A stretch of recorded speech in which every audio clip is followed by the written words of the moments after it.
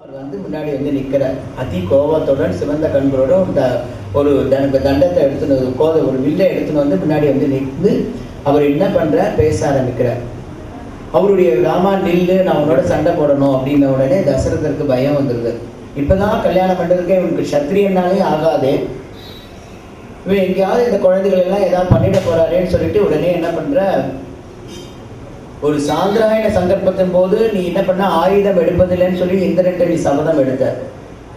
ஒரு பாயிண்ட். ரெண்டாவது, காஷ்யபருக்கு தானம் கொடுத்து மகேந்திர மலை உச்சியில போயிட்டு இது பண்ணிட்ட. என்னன்னா, இந்த பரசுராமருக்கும் கார்த்த வீரியார்ஜுனனுக்கும் ஒரு இது சண்டை நடக்குது. இந்த கார்த்த வீரியார்ஜுனன் வந்து நயவஞ்சகமாக பரசுராமனுடைய அப்பா அம்மாவை எல்லாரையுமே அது பண்ணிடுறார். பதம் எவ்வளவு தூரத்துக்கு கொடூரமா அழிக்கணுமோ அவர் மாதிரி அழிச்சிடார். அந்த கோபத்தினால இருக்கக்கூடிய கொடுமையான சத்திரியர்கள் எல்லாம் என்ன பண்ண, அழிச்சே தீர்வுன்னு சொல்லி அத்தனை பெரிய பிராமணனா இருந்தாலும் இவர் என்ன பண்றாரு, எடுத்து தன் பரசுவால அடிச்சு இது பண்ணிடுறாரு. ஒரு பீரியடுக்கு அப்புறமா ஐயோ நம்ம இவ்வளோ தூரம் ஒரு பிராமணனா இருந்து இந்த மாதிரியான ஒரு கொடிய பாதக செயலை செஞ்சிருக்கோமேன்னு சொல்லிட்டு அவர் என்ன பண்றாரு, ஒரு பெரிய யாகம் நடத்தி அதில் என்ன பண்றார், கஷ்யபரை கூப்பிடுறார். கஷ்யபரை வந்து முன்னிலையில வச்சுதான் அவர் என்ன பண்றாரு, எல்லா விதமான யாகமும் பண்ணி அந்த பிராயச்சித்தம் பண்ண உடனே அவருக்கு ஏதாவது ஒரு தானம் கொடுக்கணும். அப்போ உடனே சொன்னா, நீ வென்ற தேசங்கள் எல்லாம் எனக்கு கொடுத்துரு அப்படின்னா. எப்போ ஒருத்தருக்கு ஒரு பொருளை தானம் கொடுத்துட்டோமோ அந்த பொருளுக்கு நம்ம சொந்தம் கொண்டாடக்கூடாது. கோவிலுக்கு நேர்ந்து நான் இன்னைக்கு இந்த மணியை கொடுத்துட்றேன், இந்த விளக்கை கொடுத்துட்றேன் அப்படின்னு சொன்னா அந்த விளக்க ஃபுல்லா நம்ம பேரை எழுதி வச்சோம்னு வச்சுக்கோங்களேன், அந்த பண்ணின தானம் நமக்கு போய் சேராது. டியூப்லைட்டை கொடுத்துட்டு டியூப்லைட் வெளிச்சம் மறைக்கிற அளவுக்கு உபயம்னு எழுதி வச்சிருந்தா அது வந்து பலன் இல்லை. அப்போ என்ன சொல்ற, நான் இந்த இடத்துல கொடுத்ததுக்கப்புறம் நான் இங்கே இருக்க மாட்டேன்னா உன்னுடைய பராக்கிரமத்தினால நீ போய் மகேந்திர மலையில போய் இருந்துக்கோ. அதாவது இரவு நீ தானம் பண்ண பூமியில இருக்கக்கூடாது அப்படின்னு ஒரு நிபந்தனை கொடுக்குற. ஏன்னா இருக்கக்கூடிய சத்திரியாலெல்லாம் காப்பாற்றணும் அப்படிங்கிறதுக்கோசரம் கஷ்யபர் அந்த ஒரு இதை பண்ற.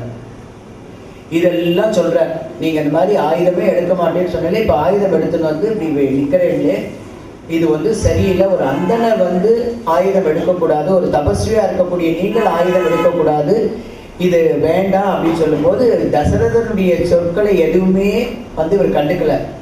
வசிஷ்டர் பார்த்துட்டு இருக்காரு, அமைதியா இருக்காரு. நடக்கக்கூடிய அத்தனை விஷயமும் தெரியும் வசிஷ்டருக்கு. சுமந்திரர் எல்லாருமே வந்து என்ன பண்ற, ராமனுடைய தெய்வாம்சம் தெரிஞ்சதுனால ராமனை அப்படியே பார்த்துட்டு இருக்கார். லக்ஷ்மணனுக்கு மட்டும் கோபம் வந்தது. நீ என்னையா பெரிய வில்ல கொண்டு வந்திருக்க, அந்த வில்ல எங்க கொடு, நான் ஒரு நிமிஷத்துல விளையாட்டு குழந்தைங்க ஈர்க்குச்சியை உடைக்கிற மாதிரி நான் உடைச்சி தூக்கி போட்டுறேன், நீ கொண்டா எங்க அப்படின்னு சொல்லி கத்துறாரு. உடனே ராமன் வந்து சொல்ற, கோபம் வந்து இந்த இடத்துல கூடாது, நிதானம் தான் தேவை, எதுக்காக நீ பதற்றப்படுற, அவர் கோபத்துல கத்தினா கத்திட்டு போய்கிட்டோம், நீ ஏன் அதுக்கு போய் எதிர்வாதம் பண்ணிட்டு இருக்க, அவர் என்ன சொல்ல வரான்னு பார்ப்போம், நீ அமைதியா இரு அப்படிங்க. லக்ஷ்மணனுக்கு சொன்ன உபதேசம் தான் பரத சத்ருகுணனுக்கு நினைச்சு பரத சத்ருகுணன் 2 பேரும் சைலண்டா ஆயிட்டார். இவருடைய அந்த கோபமும் இவருடைய ஆவேசமும் பார்த்து கொஞ்சம் மாண்டவியும் ஊர்மிலையும் பயப்படும் போது சீதை சொல்ல, பயப்படாத, மாரீச்சன் சுபாகு போன்ற ராட்சசால எல்லாமே இது பண்ணிட்டா, இவர் ஒரு அந்தனர் தான், அதனால இவரை வந்து எப்படியாவது சமாதானப்படுத்துற, நீ கவலைப்படாத அப்படின்னு சொல்லி அவர் சமாதானப்படுத்திருக்கா. இப்போ அவர் பேசுற ஒன்று ஒன்றா சொல்லிட்டு வர, இந்த மாதிரி இந்த வில்லு வந்து விஸ்வகர்மாவால் செய்யப்பட்டது. ஒன்று இந்த திரிபுரா ஒன்று சிவனுக்கு போச்சு, இன்னொன்று வந்து விஷ்ணுவுக்கு வந்தது. இது வந்து என்னுடைய பாட்டனுக்கு வந்து பாட்டன் மூலியமா எங்கள் அப்பாவுக்கு வந்து எங்கள் அப்பா மூலியமா எனக்கு வந்திருக்கு. நீ உடைச்ச சிவதனுசு எப்பேற்பட்ட தனுசு தெரியுமா அப்படின்னு சொல்ற. அப்ப என்ன சொல்றாருன்னா,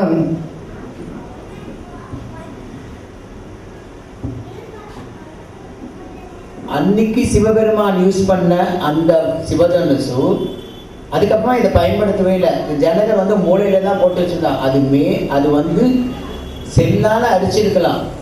அது வந்து கொஞ்ச நாள் ஆக இந்த வெயில் காற்று மழை இதுல எல்லாம் போய் அது பயன்படாததுனால இது வந்து உடையறதுக்கு சான்ஸ் இருக்கு. அதனால நீ அதை எடுத்து உடைச்சிட்டேன்னு நீ பெருமை கொண்டாடிக்கிறியே, அந்த பெருமை வந்து கிடையாது. இந்த இது வந்து நான் எவ்வளவோ கார்த்த வீரியார்ஜுனன் அழிச்சு இது பண்ணியிருக்கேன், இது வந்து என்னுடைய இன்னும் வலுவா இருக்கு, இதை ஒன்னால எடுக்க முடியாது அப்படின்னு. அப்போ ராமன் வந்து சொல்றாரு, முடியாதுன்னு எதுவுமே இல்லை, இப்போ நீங்கள் என்ன சொல்ல வரீங்க சொல்லுங்க, இதை வந்து நான் எப்படி இது பண்ண முடியுமான்னார். சொல்லிகிட்டே இருக்கும்போது அவர் கையில் வச்சுருக்க வில்லை இப்படின்னு உடனே அந்த வில்லு வந்து என்ன பண்ணிடுது, தன்னால் வந்துடுது. வந்த உடனே இவருடைய பரசுராமர்கிட்ட உள்ள தேஜஸ் எல்லாம் போயிடுறது. அந்த அத்தனை தேஜஸும் இவரோட என்ன சொல்றதுன்னா, அவருடைய இடத்துல உள்ள விஷ்ணு அம்சம் அத்தனையும் ராமர் இடத்துல வந்துடுது. ஜெகஜோதியா கோதண்ட ராமனா இருக்க எல்லாரும் அந்த இதை பார்த்துட்டு மெய்மறந்து நின்றுட்டு இருக்காங்க. ராமனுடைய அந்த திவ்ய தேஜஸை பார்த்து அம்பு எடுத்து வச்ச உடனே சொல்றாரு, இந்த மாதிரி நான் ஒரு அம்பை பிரயோகம் பண்ணணும்னா அதை அம்பை நானே ஏற்றிட்டேன்னா அதை வந்து எங்கேயாவது பிரயோகம், அது வீணாக்க மாட்டேன். இப்போ எங்கே இருக்கணும், பிராமணனை கொன்னா அது பாவம், நான் பிராமணனை கொன்ன மாட்டேன்.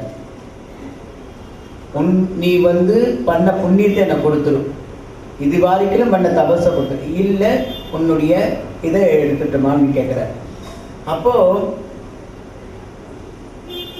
திருப்பியும் மீண்டும் தபஸ் பண்ணி நம்மளோடதெல்லாம் அடைஞ்சிடலாம் அப்படின்னு சொல்லிட்டு எனக்கு ஒரே இது அனுகிரகம் பண்ணணும். நான் இங்கேருந்து இங்கே கஷ்யபருக்கு தானம் பண்ணதுனால இங்கேருந்து நான் விந்தியமலைக்கு நான் போகணும், அதனால் அதுக்கு மாத்திரம் நீங்கள் அனுகிரகம் பண்ணுங்க, என்னுடைய தப வலிமையை நீங்கள் எடுத்துக்கோங்க அப்படின்னு சொல்லி இது பண்ணுவாங்க. இந்த அம்பை எடுக்கிறார். அவர்கிட்ட உள்ள தப வலிமைகள் எல்லாம் போயிடுறது. பரசுராமன் அங்கிருந்து கிளம்பி போகிறார். எல்லாருக்கும் ரொம்ப சந்தோஷம். அங்கிருந்து அந்த அந்த விஷ்ணு கோதண்டத்தோட ராமர் அயோத்தி நோக்கி போகிறார். அயோத்தி நகர் மக்களுக்கெல்லாம் வந்து மாதிரி சாதாரண ராமனா போனவன் கல்யாண ராமனா வரானேன்னு சொல்லிட்டு அவ்வளோ ஒரு ஆனந்தத்தில் எப்பொழுதுமே அந்த அயோத்தியில மாவலியும் தோரணமும் நிறைஞ்சி இருக்கும். என்ன ஒவ்வொரு நாளைக்கும் புதுசா மாவலியும் தோரணமும் கட்டியிருப்பார். இன்னும் பல தெருவெல்லாம் அழகா அலங்காரம் பண்ணி பூக்களாலெல்லாம் வேலை செஞ்சு அரண்மனை எல்லாம் செழிப்பா இது பண்ணி என்னென்ன விதமான ஒரு ஆனந்த அலங்காரங்கள்லாம் பண்ணணுமோ அது பண்ணிட்டு சுவாமி அங்கேருந்து தன்னுடைய ராஜ வீதியில முதல்ல அந்த மணமக்களோட அழிச்சுட்டு போய் அரண்மனைக்கு போறார். ஒவ்வொரு வீட்லையும் ஆரத்தி எடுத்து தன் வீட்டுக்கு மருமகள் வந்திருக்கிறதா நினைச்சு ஒவ்வொரு மக்களும் அந்த இடத்துல ஆரத்தி எடுத்து வரவேற்கிறார்கள். 3 ராணிகளும் வெளியில வந்து அந்த அவங்க மருமகளை அழைத்து கொண்டு போறாங்க. இப்பேற்பட்ட ஒரு உத்தமிகள்லாம் நமக்கு கிடைச்சிருக்கு, நம்ம பாக்கியம் அப்படின்னு சொல்லி அவர்களுடைய பெருமைகளை பேசி அவர்களை அழைச்சிட்டு போய் தன்னுடைய அரண்மனையில அவர்களோட வச்சுட்டு தன்னுடைய அந்த மருமகளுடைய பெருமைகளை எல்லாம் கேட்டு ஒரு தாய் போல இருந்து அந்த மருமகளோட ராமாயணம் வந்து ஒவ்வொரு கட்டத்திலையும் வந்து ஒவ்வொன்றுத்தையும் சொல்றது. ஒரு மாமியார் ஸ்தானம்னா யார் இருக்கணும் அப்படின்னு சொன்னா கௌசல்யா மாதிரி இருக்கணும், கௌசல்யா சுமித்திர மாதிரி இருக்கணும் அப்படின்னு. அதான் கைகையும் தன் மருமகள்கிட்ட வந்து அனாவசியமா ஆர்குமெண்ட்லாம் பண்ணலை, ரொம்ப தன்னுடைய செல்ல பெண்ணாக தான் வச்சுட்டு இருக்கா. அதே மாதிரி இங்கேருந்து புகுந்து வீட்டுக்கு போன பெண்கள் எப்படி இருக்காங்கன்னா உண்மையான பெண்களா இருந்திருக்காங்க. அவர்கள் கணவன்மார்கள் எப்படி இருந்தாங்கன்னா உண்மையாவே 2 பேருக்குமே எந்த விதமான மனசுல எந்த விதமான இதுவும் ஏற்படாம எல்லாருமே சந்தோஷமா வச்சுட்டு இருக்கக்கூடியவா இருந்தார். அதான் சொல்லுவாங்க, ராமனை போல் ஒரு கணவனும் சீதையை போல் ஒரு மனைவியும் கௌசல்யா போல் ஒரு மாமியாரும் தசரதன் போல் ஒரு மாமனாரும் ஜனகருக்கு இந்த ராமனுக்கு கிடைத்த மாமனார் மாமியார் மாதிரி ஒருத்தருக்கு கிடைச்சா அந்த குடும்பம் தன்னால முன்னுக்கு வரும். எந்த குடும்பத்துல கைகேயினுடைய அம்மா மாதிரி ஒரு மாமியார் அமைஞ்சதுன்னா அந்த குடும்பத்துல கண்டிப்பா சண்டைங்கிறது வரும், சச்சரவுங்கிறது வரும், துக்கம்ங்கிறது வரும். கைகேயியுடைய அம்மா எப்படிப்பட்டவள் அப்படிங்கிறதுக்கு ஒரு கருத்து வந்து என்னுடைய குருநாதர் சொல்வார். அவ எப்படின்னா அவ பேர் பானுமதியா இருக்கணுமோ அப்படின்ற ஒரு டவுட் உண்டு. தன்னுடைய மனுஷான பார்க்கும்போது சூரியனை போல பிரகாசமா இருக்கும். அதே தனக்கு பிடிக்காதவா வந்துட்டான்னா அக்னி நட்சத்திரம் போல இருக்கும். தன்னுடைய மனுஷா வரும்போது குளிர்ந்த சந்திரன் போல பூர்ண நிலவு போல பௌர்ணமி நிலவு போல இருக்கும். அதே தனக்கு பிடிக்காதவாங்க அமாவாசை நிலவு போல இருக்கும். அதனால்தான் சொல்லுவாங்க பானு மதி அப்படின்னு. பானுனா சூரியன், மதினா சந்திரன். இது எப்படி எதுக்காக இந்த பேரு அப்படின்னா உண்மையிலேயே என்னன்னா சூரியனை போல் சமத்துவமாக இருக்கணும், சந்திரன் போல் குளிர்ச்சியாக இருக்கணும்ன்றதுக்கோசரம் இந்த நேம் இருக்கிறது. என் பொண்ணு அப்படி இருக்கணும்னு சொல்லிட்டு. ஆனா இவ அப்படி இல்லை. இவ தான் உபதேசம் பண்ணி அனுப்புறாளே. அந்த மாதிரி இன்னொரு காலகட்டத்தில் வருது. கைகேயினுடைய அம்மா எவ்வளோ தூரத்துக்கு கொடூரமானவன்கிறது பாகவதத்தில் வருது. வால்மீகி ராமாயணத்திலேயே அதை எடுத்து வருது. அது அந்த கட்டத்தில் சொல்லும் போது தான் நமக்கு புரியும். அந்த மாதிரியான ஒரு மாமியார் உலகத்துல இருந்தா நிச்சயம் பொண்ணு வீடு விளங்கவே விளங்காது. அந்த பொண்ணு வந்து நல்ல எதையாவது கழிச்சு கொடுத்துட்டே இருப்பாள். உங்களுக்கு தான் இப்போ சீரியல் பார்த்துட்டு இருக்கீங்களே, எத்தனையோ கைகையுடைய அம்மா சீரியலில் பார்த்துட்டு இருக்கு. அதனால அது சொல்ல வேண்டாம். வில்லிகளை, அதாவது பெண்களை இவ்வளோ தூரத்துக்கு என்னென்னவோ பண்ணிட்டு இருக்கோம். பெண்களை இவ்வளோ மோசமாக காமிக்கிற சீரியலுக்கு பெண்கள் எதுவும் எந்த மாதிரி பண்ணலை. பெண் வந்து அவ்வளோ வந்து துர்குணமுடையவன்றதை காட்டுறது அத்தனை சீரியலும். இந்த அவ்வளோ அளவுக்கு ஒரு அந்யோன்யமா இருக்காரு. இவர்களும் வந்து எல்லா விதமான ராஜ்ய காரியங்களையும் இருக்கும்போது யுதாஜித் வந்து தசரதர்கிட்ட வந்து கேட்குறா, இந்த மாதிரி அப்பா வந்து வருத்தப்படுவா, கல்யாணமும் வந்து நடந்து போயிடுத்து, அதனால குழந்தைகளை அழிச்சிட்டு போய் கொஞ்ச நாள் எங்கள் கேகே நாட்டில் வச்சுட்டு நான் அனுப்புகிறேனே, எங்கள் அப்பா சந்தோஷப்படுவாள். என்ன தாராளமாக அழிச்சிட்டு போய் நான் கூட பண்ணிட்டப்போ அவசரமாக நடந்துருத்து, இதனால தப்பு இது பண்ணிக்கோப்பா, நீ அழிச்சிட்டு போ, நான் அவங்க அப்பாட்ட வந்து சொல்லு அப்படிங்கிற. சரி அப்படின்னு சொன்ன உடனே பரதன் சத்ருகுணன் அவர்களுடைய மனைவிகளுடன் கேகே தேசத்திற்கு யுதாஜித்துடன் செல்கிறார். ராம லக்ஷ்மணன் சீதை ஊர்மிளா மட்டும் அயோத்தியில இருக்காங்க. இந்த தசரதன் ஒரு நாளைக்கு படுத்துட்டு எழுந்துட்டு இருக்கான். தண்ணி குடிக்கும் போது பார்க்குறான், அவனுக்கு நிறைமுடி இருக்கு, கொஞ்சம் தள்ளாட்டம் இருக்கு. இதெல்லாம் பார்த்த உடனே அவனுக்கு என்ன எடுத்து, நம்ம இன்னும் எத்தனை நாள் இருக்க போகிறோம், எதுக்காக வந்து நம்ம ஒன்றும் இந்த பதவியில் உட்காந்துருக்கணும், அந்த பதவியை விட்டு கொடுக்கலாமே அப்படின்னு. இந்த காலத்துலலாம் வந்து உண்டு, ஒரு ஏஜ் ஆச்சுன்னா விட்டு கொடுக்குற மனப்பான்மை உண்டு. சரி நீ ஆட்சி பண்ணு, நீ இந்த பொறுப்பை எடுத்துக்கோன்னு. கடைசி வரைக்கும் நான் தான் உட்காந்துருப்பேன்னு சொல்லிட்டு கெட்டியமாக இறுக்கி பிடிச்சிக்கிற, சாகிற வரைக்கும் நான் தான் எடுப்பேன்னு சொல்லலை. ஏன்னா ஒரு ஏஜுக்கு அப்புறமா அந்த அளவுக்கு வந்து பிரெயின் ஒர்க் ஆகாது, டெசிஷன் மேக்கிங் பவர்லாம் வராது. அப்போ என்ன நம்ம விட்டு கொடுக்கணும். அனுபவம்ங்கிறது வேற. நம்ம போய் கேட்குறோம்னு வச்சுக்கோங்களேன், அப்போ அந்த பெரியவர்கள் வந்து அருமையான டெசிஷன் எல்லாம் சொல்லுவாங்க, இந்த மாதிரி இந்த இடத்துல நடந்தது, இந்த மாதிரி பண்ணுறதுன்னு. ஆனால் என்னென்ன காரியத்தில் இது பண்ணாங்க. ஏன்னா வயோதிகம்ங்கிறத வந்து இந்த தளர்ச்சிங்கிறது வரும்போது அவர்களால் என்ன பண்ண முடியாது, கொஞ்சம் தைரியமாக எதையுமே எடுத்து வச்சு பண்ண முடியாது. அதனால என்ன பண்ணாத சார். இன்னொன்று என்னென்னா, மக்கள் எல்லாருக்கும் வந்து ராமன் எப்போ அந்த அரியணையில் உட்கார போகிறாங்கிற ஆசை இருக்குது. இவருக்கும் அந்த ஆசை இருக்குது. ஏன்னா காலனை வந்து யாருமே வந்து செய்ய முடியாது. எந்த நேரத்தில் அவன் வந்து நன்மையை பிடிப்பான்னு தெரியாது. தசரதர் என்ன பண்ணார், உடனே முடிவெடுக்கிற அரச சபையை கூட்டுற, இந்த மாதிரி பண்ணலாமா அப்படின்னு கேட்ட உடனே சரி, எல்லாருக்கும் ரொம்ப சந்தோஷம், அரசே உடனே செய்யணும்னு எனக்கு தசரதர் பற்றி. ஏன்பா, என் மேலே உங்களுக்கு என்ன சந்தேகம், இது என்ன உடனே பண்ணணும்னு நீங்கள் சொல்கிறீங்களே, அப்போ நான் இது வரைக்கும் உங்களுக்கு அரசனா இல்லையா, நல்லவனா இல்லையா அப்படின்னு கேட்ட உடனே, சுவாமி நீங்கள் நல்லவனாக தான் இருந்திருக்கீங்க, ஆனால் உங்களுக்கு எப்படி ஒரு ஆசை இருக்கோ எங்களுக்கும் ஒரு ஆசை இருக்குது, அந்த மாதிரி பார்க்கணும்னு சொல்லிட்டு நீங்கள் எப்படி நினைக்கிறோடோ அதே மாதிரி தான் நாங்கள் நினைக்கிறோன்னு இவருக்கு ரொம்ப பெருமையாக இருக்குது. ராமனை பற்றி இவ்வளோ நல்லா நினச்சிட்டு இருக்காங்க. சரி, இதை ஏற்பாடு பண்ண வசிஷ்ட மகரிஷியை போய் கூப்பிடுங்கிற. வசிஷ்ட மகரிஷி வர வசிஷ்டர் வந்து கேட்குறாரு, எதுக்காக இப்படி அவசரப்படா, கல்யாணம் தான் அவசரமாக நடந்தது, எதையும் ஆட்டி சொல்லாமல் ஒன்றும் பண்ணாமல் நீ மாத்திரம் தாம்தும்னு ஏதோ பண்ணிட்டு வந்துட்ட. எத்தனை பேருக்கு தெரியுமா அதில் மன வருத்தம் இருக்குது, ராமனுடைய கல்யாணம் பார்க்கலன்னு. ராமனுக்கு முடிச்சுட்ற, அதை கொஞ்சம் பிளான் பண்ணி எல்லாம் நல்லா பண்ணணும், அவசரம் ஏன் படுற, அவசரப்படாத அப்படிங்கிற. எப்பொழுதுமே வந்து அவசரமாக அள்ளி தெளித்ததும் சொல்லுவா, அந்த மாதிரி அவசரமும் பண்ணுறதும் பதட்டப்படுறதும் எல்லாமே எனக்கு வீணாக போயிடும். இல்லை நீ உடனே நாளை பாருங்க, எனக்கு சொல்கிறா 4 பேர் நாளைக்கே நல்ல நாள் இருக்குது, நாளைக்கே பண்ணிடலாம், புஷ்ய நட்சத்திரம் நீங்கள் அதுலேயே ஏற்பாடு பண்ணுவோம் அப்படிங்கிறது. ஒரு பிவி பார்த்துட்டு சிஸ்டர் இப்படி கண்ணை முடின்னு இருக்காரு. என்ன சொல்லுங்க, நல்ல நாளா நல்ல நாள் இல்லையா அப்படிங்கிற ரொம்ப சாதுரியமான ஒரு வார்த்தையை போடுறாரு வசிஷ்டர். ராமன் என்னைக்கு அரியணையில ஏறி உட்காரானோ அன்னைக்கே நல்ல நாள் தான் அப்படின்னு சொல்லிட்டு முடிச்சுறார். ஏன்னா முக்காலம் தெரிஞ்ச முனிவர், அவருக்கு தெரியும் ராமன் அமர போறது இல்லைன்னு. அவர் என்ன பண்ண, ராமன் அரியணையில உட்காரனால நல்ல நாள் தானேப்பா, உன் இஷ்டம் பண்ணிக்கோ அப்படின்ற. உடனே தன்னுடைய கடமைன்னு ஒன்று இருக்கு இல்லையா, புண்ணிய நதிகளிலேருந்து தீர்த்தம் கொண்டு வரணும், 108 குடங்களால் மந்திர ஜபங்கள் ஜெபிச்சு அவனுக்கு அபிஷேகம் பண்ணணும், சில நேம நிஷ்டங்கள்லாம் இருக்குது. ஒரு அரசு பொறுப்பை ஏற்றுக்கிறதுக்கு முன்னாடி சில விதமான கர்ம அனுஷ்டானங்கள் எல்லாம் அவள் பண்ணணும், அவள் 2 பேரும் பண்ணணும், சில விரதங்கள் அனுஷ்டிக்கணும், இதெல்லாம் இப்போலேருந்து ஆரம்பிக்கணும், பூஜைகளை பண்ணணும், குலதெய்வ பிரார்த்தனை இருக்குது, மூதாதைகளின் ஆந்தி சிராதம்னு நமக்கு மூதாதைகள் நினச்சி ஒன்று பண்ணுறது. ஒவ்வொரு காலகட்டத்திலையும் இந்த கல்யாணத்துலையும் சரி உபநயனத்துலேயும் உண்டு. ஃபஸ்ட்டு நம்ம எல்லாரும் இந்த இடத்துல இது ஒன்று சொல்லணும்.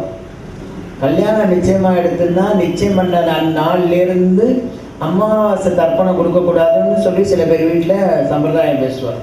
கிடையாது அந்த மாதிரி. பித்ருக்களுக்கு காரியம் எக்காரணத்தை கொண்டும் தடைப்படக்கூடாது சாஸ்திரம் சொல்றது.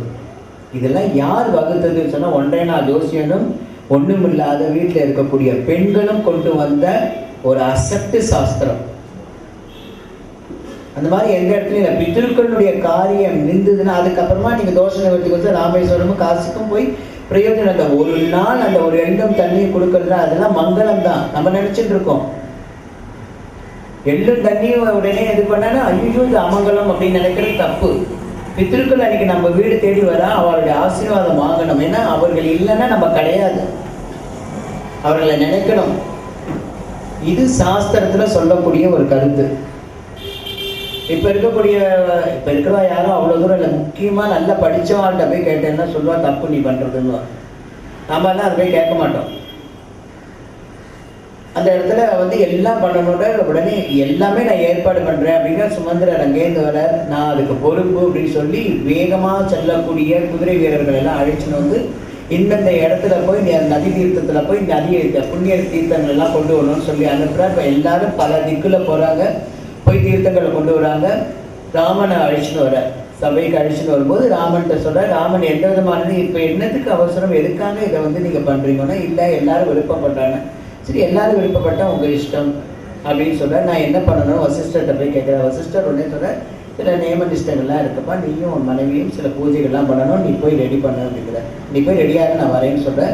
சரையும் தீர்த்தத்தில் போய் நீ 2 பேரும் நீராடிட்டு ஒரு உயர்ந்ததான மடிவஸ்திரத்தை உறுதி கொண்டு 2 பேரும் இருக்கும்போது வசிஷ்டரால் சில ரித்விக்களை அனுப்பப்பட்டு அங்கே பூஜை இத்தியாதிகள் நடக்கிறது. இந்த கொண்டாட்டத்தை இந்த தன்னுடைய மகனுடைய ஒரு முடிசூட்டு விழாவை நினைச்சு பெருமைப்பட்ட கௌசல்யா தன்னிடத்துல உள்ள செல்வங்கள் எல்லாம் யார் யார் துக்கப்பட்டு வேதம் அவர்களுக்கெல்லாம் வாரி வாரி கொடுத்துருக்கா. எப்படி ஒரு சந்தோஷமான நிகழ்ச்சி நடக்கிறது. நாளைக்கு இந்த ப்ரோக்ராம் இருக்கு. இன்னைக்கு சாயங்காலத்திலேருந்து இதெல்லாம் நடந்துட்டு இருக்கு. தசரதற்கு ரொம்ப பெருமை. அவரே முன்னிருந்து நீ இதெல்லாம் செய்ய அதெல்லாம் செய்யும் சொல்லி ஒவ்வொருத்தரையும் வரட்டின்னு இருக்கார். அந்த இடத்துல அலங்காரம் பண்ண நாட்டு மக்களுக்கெல்லாம் விஷயம் பரவுறது. ஒவ்வொருத்தரும் தன்னுடைய வீடு மாடு எல்லா இடத்துலையும் அலங்காரம் பண்ணுறதுக்கோசரம் அங்கங்கே போய் பூக்களை பறிச்சுன்னு வர ஓடுறா. மாவளி எடுத்துன்னு வரா, தோரணம்னா இப்படி அலங்காரம் பண்ணணும். ராஜ வீதிகளில் சுவாமி ராமன் வரும்போது நம்ம இந்தந்த மாதிரியான அலங்காரங்கள் இந்தந்தமான ஆரத்திகள்லாம் எடுக்கணும், இந்தந்தமான மலர்கள் எல்லாம் தூக்கணும்னு சொல்லி தேவலோகத்தில் இருக்கிற மாதிரி நம்ம இங்கே பண்ணணும்னு சொல்லி பேசிட்டு ஒவ்வொருத்தருக்கும் அந்த நாட்டில் மக்கள் எல்லாம் வேகமாக ஒவ்வொரு பக்கம் ஒவ்வொரு திசைக்கு போய் இது பண்ணியிருக்கா. அயோத்தியில் கொஞ்சம் மக்கள் கூட்டம் இல்லை. எல்லாம் எங்கே இருக்கிற காடு அந்த பக்கம் இந்த பக்கம் இருக்கு. ஏன்னா ஷார்ட் பீரியட்ல நடக்கிறது. இதை இது பண்ணும்போது ஒரு ஒரு சாதாரண இருக்கக்கூடிய ஒரு பணிப்பெண் ஒரு உயர்ந்த பட்டுப்படையை கட்டிட்டு உயர்ந்த நகைகளை போட்டுட்டு அப்படி தெருவில் வந்துருக்காளே அப்படின்னு இந்த பூனி அப்படிங்கிற மந்திர அப்படி பார்க்கிறா. ஏன்னா அவளுடைய கண் எப்போதுமே குறுகிய நோக்கம் உள்ளது. பார்த்தோன்னே அவள்கிட்ட கேட்குறா, என்ன என்னைக்கு நான் திருநாளா உனக்கு இன்னைக்கு என்ன கல்யாணமா, நீக்கிட்ட இப்படி வந்துருக்க அப்படின்னு கேட்ட உடனே விஷயம் தெரியாதா, எங்கள் கௌசல்யா மகாராணி தான் எனக்கு இதெல்லாம் கொடுத்தாங்க. கௌசல்யாவுக்கு என்ன வந்தது கேடு அப்படின்னு கேட்குறா. கௌசல்யாவுக்கு ஒரு கேடு வரல, உலகத்துக்கு ஒரு நன்மை நடக்க போது எங்களுடைய ராமன் பட்டாபிஷேகம், நாளைக்கு ராமனுடைய பட்டாபிஷேக திருவிழா நடக்கிறது அப்படின்னு கூனிக்கு ஒரே பெரிய இடியா இருந்தது. என்ன சொல்ற அப்படின்னா, ஆமா இந்த மாதிரி இப்பதான் அரசு சபையில நிறுவனது, அதுக்கோசரம் எங்களுக்கெல்லாம் இந்த மாதிரி புனிதமான ஆடை ஆபரணங்கள் எல்லாம் எங்களுடைய கௌசல்யா மாதா கொடுத்துருக்கான்னு சொன்ன உடனே இவர் என்ன பண்றா, உடனே கூனி பாக்கிய விஷயம் குச்சி எடுத்துன்னு நேராக போய் கைகேட்ட போய் இப்பெல்லாம் அடி பாதகி நீ மோசம் போயிட்ட, உன்னை எல்லாம் இது பண்ணிட்டா, நீ இப்படி இருக்கே, அப்போ இப்படி ஒன்றும் தெரியாத அப்பாவியா இருக்கே, நல்ல வேளை உங்க அம்மா என்ன அனுப்பி வச்சிருந்தாங்க, நீ குழைச்ச அப்படின்னா, நீ ஏன் இப்படி பதட்டப்பட்டு, யாருக்கு என்ன ஆச்சு, ராமனுக்கு எதாவது எடுத்தா, கௌசல்யாவுக்கு எதாவது எடுத்தான்னா, திருப்பி அந்த அந்த குடும்பத்தை பற்றியே பேசுறியே, உனக்கு வேற எதுவும் தெரியலையா, உன்னை பற்றி நீ நினைக்க மாட்டியான்னு. எனக்கு ஒரு கவலையும் இல்லை, இந்த மாதிரி ஒரு அயோத்தியில் நம்ம இருக்கும்போது எனக்கு என்ன கவலை, என்னுடைய ராமன் இருக்கும்போது எனக்கு கவலை இல்லை அப்படின்னு கைகேயி சொல்றார். உன் ராமனால தான் நீ அழிய போற அப்படின்னா. என்ன சொல்ற, ராமன் எனக்கு பிரியமானவன், ஒரு நாளைக்கு யாருக்கும் கெடுதல் பண்ண மாட்டான். அப்படி இருக்கும்போது ராமனால எனக்கு எப்படி அழிவு ஏற்படப்படுறது அப்படின்னா, உனக்கு விஷயம் தெரியாதா அப்படின்னா, என்ன விஷயம்? ராமனுக்கு நாளைக்கு மகுடாபிஷேகம் செய்யறதா அரச சபையில தீர்மானம் இருக்கு. ரொம்ப சந்தோஷம்னு சொல்லிட்டு இப்படி எடுக்கிறா, கையிலேருந்து ஒரு மாலை முத்து மாலை வந்து எடுத்து அவள் கையில கொடுக்கும்போது அவள் தூக்கி மூட்டில விட்டேறாள். சரி, இது என்ன மாலை, இதுக்குன்னா பரிசு தர, அறிவு கட்டத்தனமா இருக்கேன் நீ பண்றதுன்னு அப்ப கேட்கிறா. உனக்கு புத்தி பேதலிச்சு போயிடுத்தா, நீ ஏன் இப்படி எல்லாம் நடந்துக்கிற? ஆதியிலேருந்து உனக்கு ராமனை பிடிக்க மாட்டேங்கிறது, நான் சொல்லிட்டே இருக்கேன் ராமன் மேல வெறுப்பு காட்டாதுன்னு சொல்லிட்டு நீ எதுக்காக ராமன் மேல இவ்வளவு வெறுப்பு காட்டுற? அவன் உனக்கு என்ன பண்ணிட்டான்? எல்லாருக்கும் நல்லது பண்ற ராமன், எல்லாருக்கும் பிடிச்சிருக்கிற ராமன், உனக்கு ஏன் ஒரு பிடிக்காத ஒரு ரூபமா தெரியுதான்னு எனக்கு தெரியலையே. நீ ஒரு ஜென்மத்துல ரொம்ப பாவம் பண்ணி இந்த பிறவி எடுத்திருக்க, அதனாலதான் இன்னைக்கு நீ கூனியா இருக்க, நீ நிம்மதியா இருக்க முடியல அப்படின்னு சொல்லி கைகை திட்டுறா. அப்போ உடனே சொல்றா, நீ என்ன வேணா என்னை திட்டு, என்ன வேணா அடி, உனக்கு ஒரு கெடுதல் நடக்குதுன்னு அதை பார்த்து நான் சும்மா இருக்க முடியாது. நான் சொல்ற விஷயத்த நல்லா கேளு. இது நாள் வரைக்கும் ஒன்னை கேட்டு முடிவெடுக்கக்கூடிய அரசன் இன்னைக்கு எங்க போனான்? ஏன் உன்கிட்ட ஒரு வார்த்தை கூட சொல்லல? முதல்ல எனக்கு அதுக்கு ஒரு பதில் சொல்லணும். ரெண்டாவது, எல்லாரும் இருக்கும்போது தானே இந்த முடிவு எடுக்கணும். இந்த 2 பேரையும் அமைச்சிட்டு உடனே அவசரமா அவ கேட்ட உடனே நீ போய் அங்க போய் தங்கிக்கொண்டு பரதனை அமைச்சிட்டு, பரதனுக்கு தெரியாம கே ராஜனுக்கு தெரியாம யாருக்கும் இது பண்ணாம ஏன் வந்து உடனடியாக இந்த இதை நடத்தணும்? அப்ப இதுல ஏதோ ஒரு சூழ்ச்சி இருக்கு. நல்லா யோசிச்சுப்பேன். இதுல ஒரு சூழ்ச்சி இல்லை, ஒண்ணும் இல்லை. அவர் கொஞ்சம் தளர்ச்சியா எடுத்து என்கிட்ட முன்னாடியே சொல்லியிருந்தா எனக்கு ரொம்ப உடம்பு சரியில்லை, நான் அதனால அந்த பொறுப்பை வந்து நிர்வகிக்க முடியல என்கிட்டயே சொல்லியிருக்காங்க. விட்டானா அப்ப சரி, அப்பயே உன்கிட்ட சொல்லியிருக்கணுமா வேண்டாமா? கைகை இது மாதிரி நான் வந்து ராமனுக்கு முடிச்சுட்டு உன்னோட அபிப்பிராயம் என்ன கேட்டிருக்கணுமா வேண்டாமா, ஏன் கேட்கல அப்படிங்கிற. இவளுக்கு கொஞ்சம் அப்படி யோசிக்க ஆரம்பிச்சா. அதாவது சுமந்திரருக்கும் மந்திரைக்கும் உள்ள வித்தியாசம். சுமந்திரர் அப்படின்னா நல்ல வார்த்தைகளை சொல்லி மனதை நல்லது பக்கம் திருப்பக்கூடியவர். இது மந்திரம்ங்கிறதே மனதை ஈர்க்கக்கூடியது மந்திரம். மனதை ஒருநிலைப்படுத்துறது மந்திரம். அதன் பக்கம் ஈர்க்கக்கூடியது மந்திரம். எதெல்லாம் வந்து சத்து பக்கம் போடுதோ அதெல்லாம் தான் மந்திரம். எதெல்லாம் வந்து அசத்து பக்கம் போடுதோ அதெல்லாம் சூழ்ச்சி அப்படின்னு பேர். இதெல்லாம் ஃபர்ஸ்ட் ஸ்டெப்ல கொஞ்சம் கைகேயி யோசிக்க ஆரம்பிக்கிறார். 2வது ஸ்டெப் இருக்கிறார். பரதன் ஊர்ல இல்லை.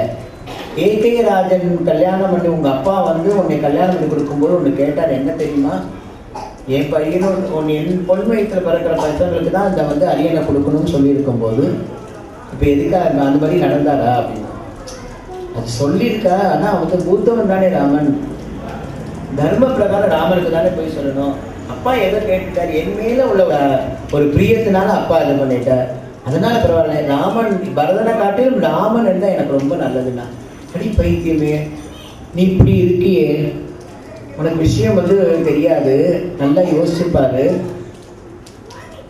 ராமன் லக்ஷ்மணன் சீதை ஊர்மிளை, இவா சீதையும் ஊர்மிளையும் ஒரு தாய் வயிற்றுல ஒரு தாய் ஒரு அப்பா அம்மாவால் வளர்க்கப்பட்டவர்கள். இவங்க 2 பேரும் ஒத்து போயிடுவார். இங்கே அப்படி இல்லை. பரதன் வந்து தனித்து விடப்பட்டவன். ஒன்று நாளைக்கு கல்யாண அரியணை ஏறின மறுநிமிஷம் சீதை உன்னை மதிப்பான்னு நினைச்சுட்டு இருக்கியா? மதிக்க மாட்டான். இன்னைக்கு ராமனை பிடிச்சிருக்கக்கூடிய இந்த உலக மக்கள் அத்தனை என்ன பண்ண, ராமனை கொண்டாடுவான், சீதையை கொண்டாடுவான், கௌசல்யாவை கொண்டாடுவான். ஏன்னா அவ வயிற்றுல தானே பிறந்திருக்கா. யாராவது வந்து கைகேயினுடைய பிரிய ராமான்னு சொல்றாளா? கௌசல்யா ராமா, கௌசல்யா சுத்த ராமான்னு தானே சொல்றா, தசரத ராமான்னு தானே சொல்ற. உன் பேர் எங்கேயாவது வருதா? வரல. அப்போ அவன் அரியணை ஏறினதுக்கு அப்புறமா ஒன்னே வந்து அவன் வந்து இது பண்ணுவான்றது என்ன நிச்சயம்? இது எல்லாம் வந்து தசரதனை வந்து செய்த சூழ்ச்சி. உன்னுடைய பதவி போயிடும், உனக்கு இருக்கிற பெருமை போயிடும். நீ வந்து மற்ற பணிப்பெண்கள் போல நீ ஒரு அந்த புறத்துல இருக்கக்கூடிய ஒரு பெண்ணா தான் இருக்க முடியும்.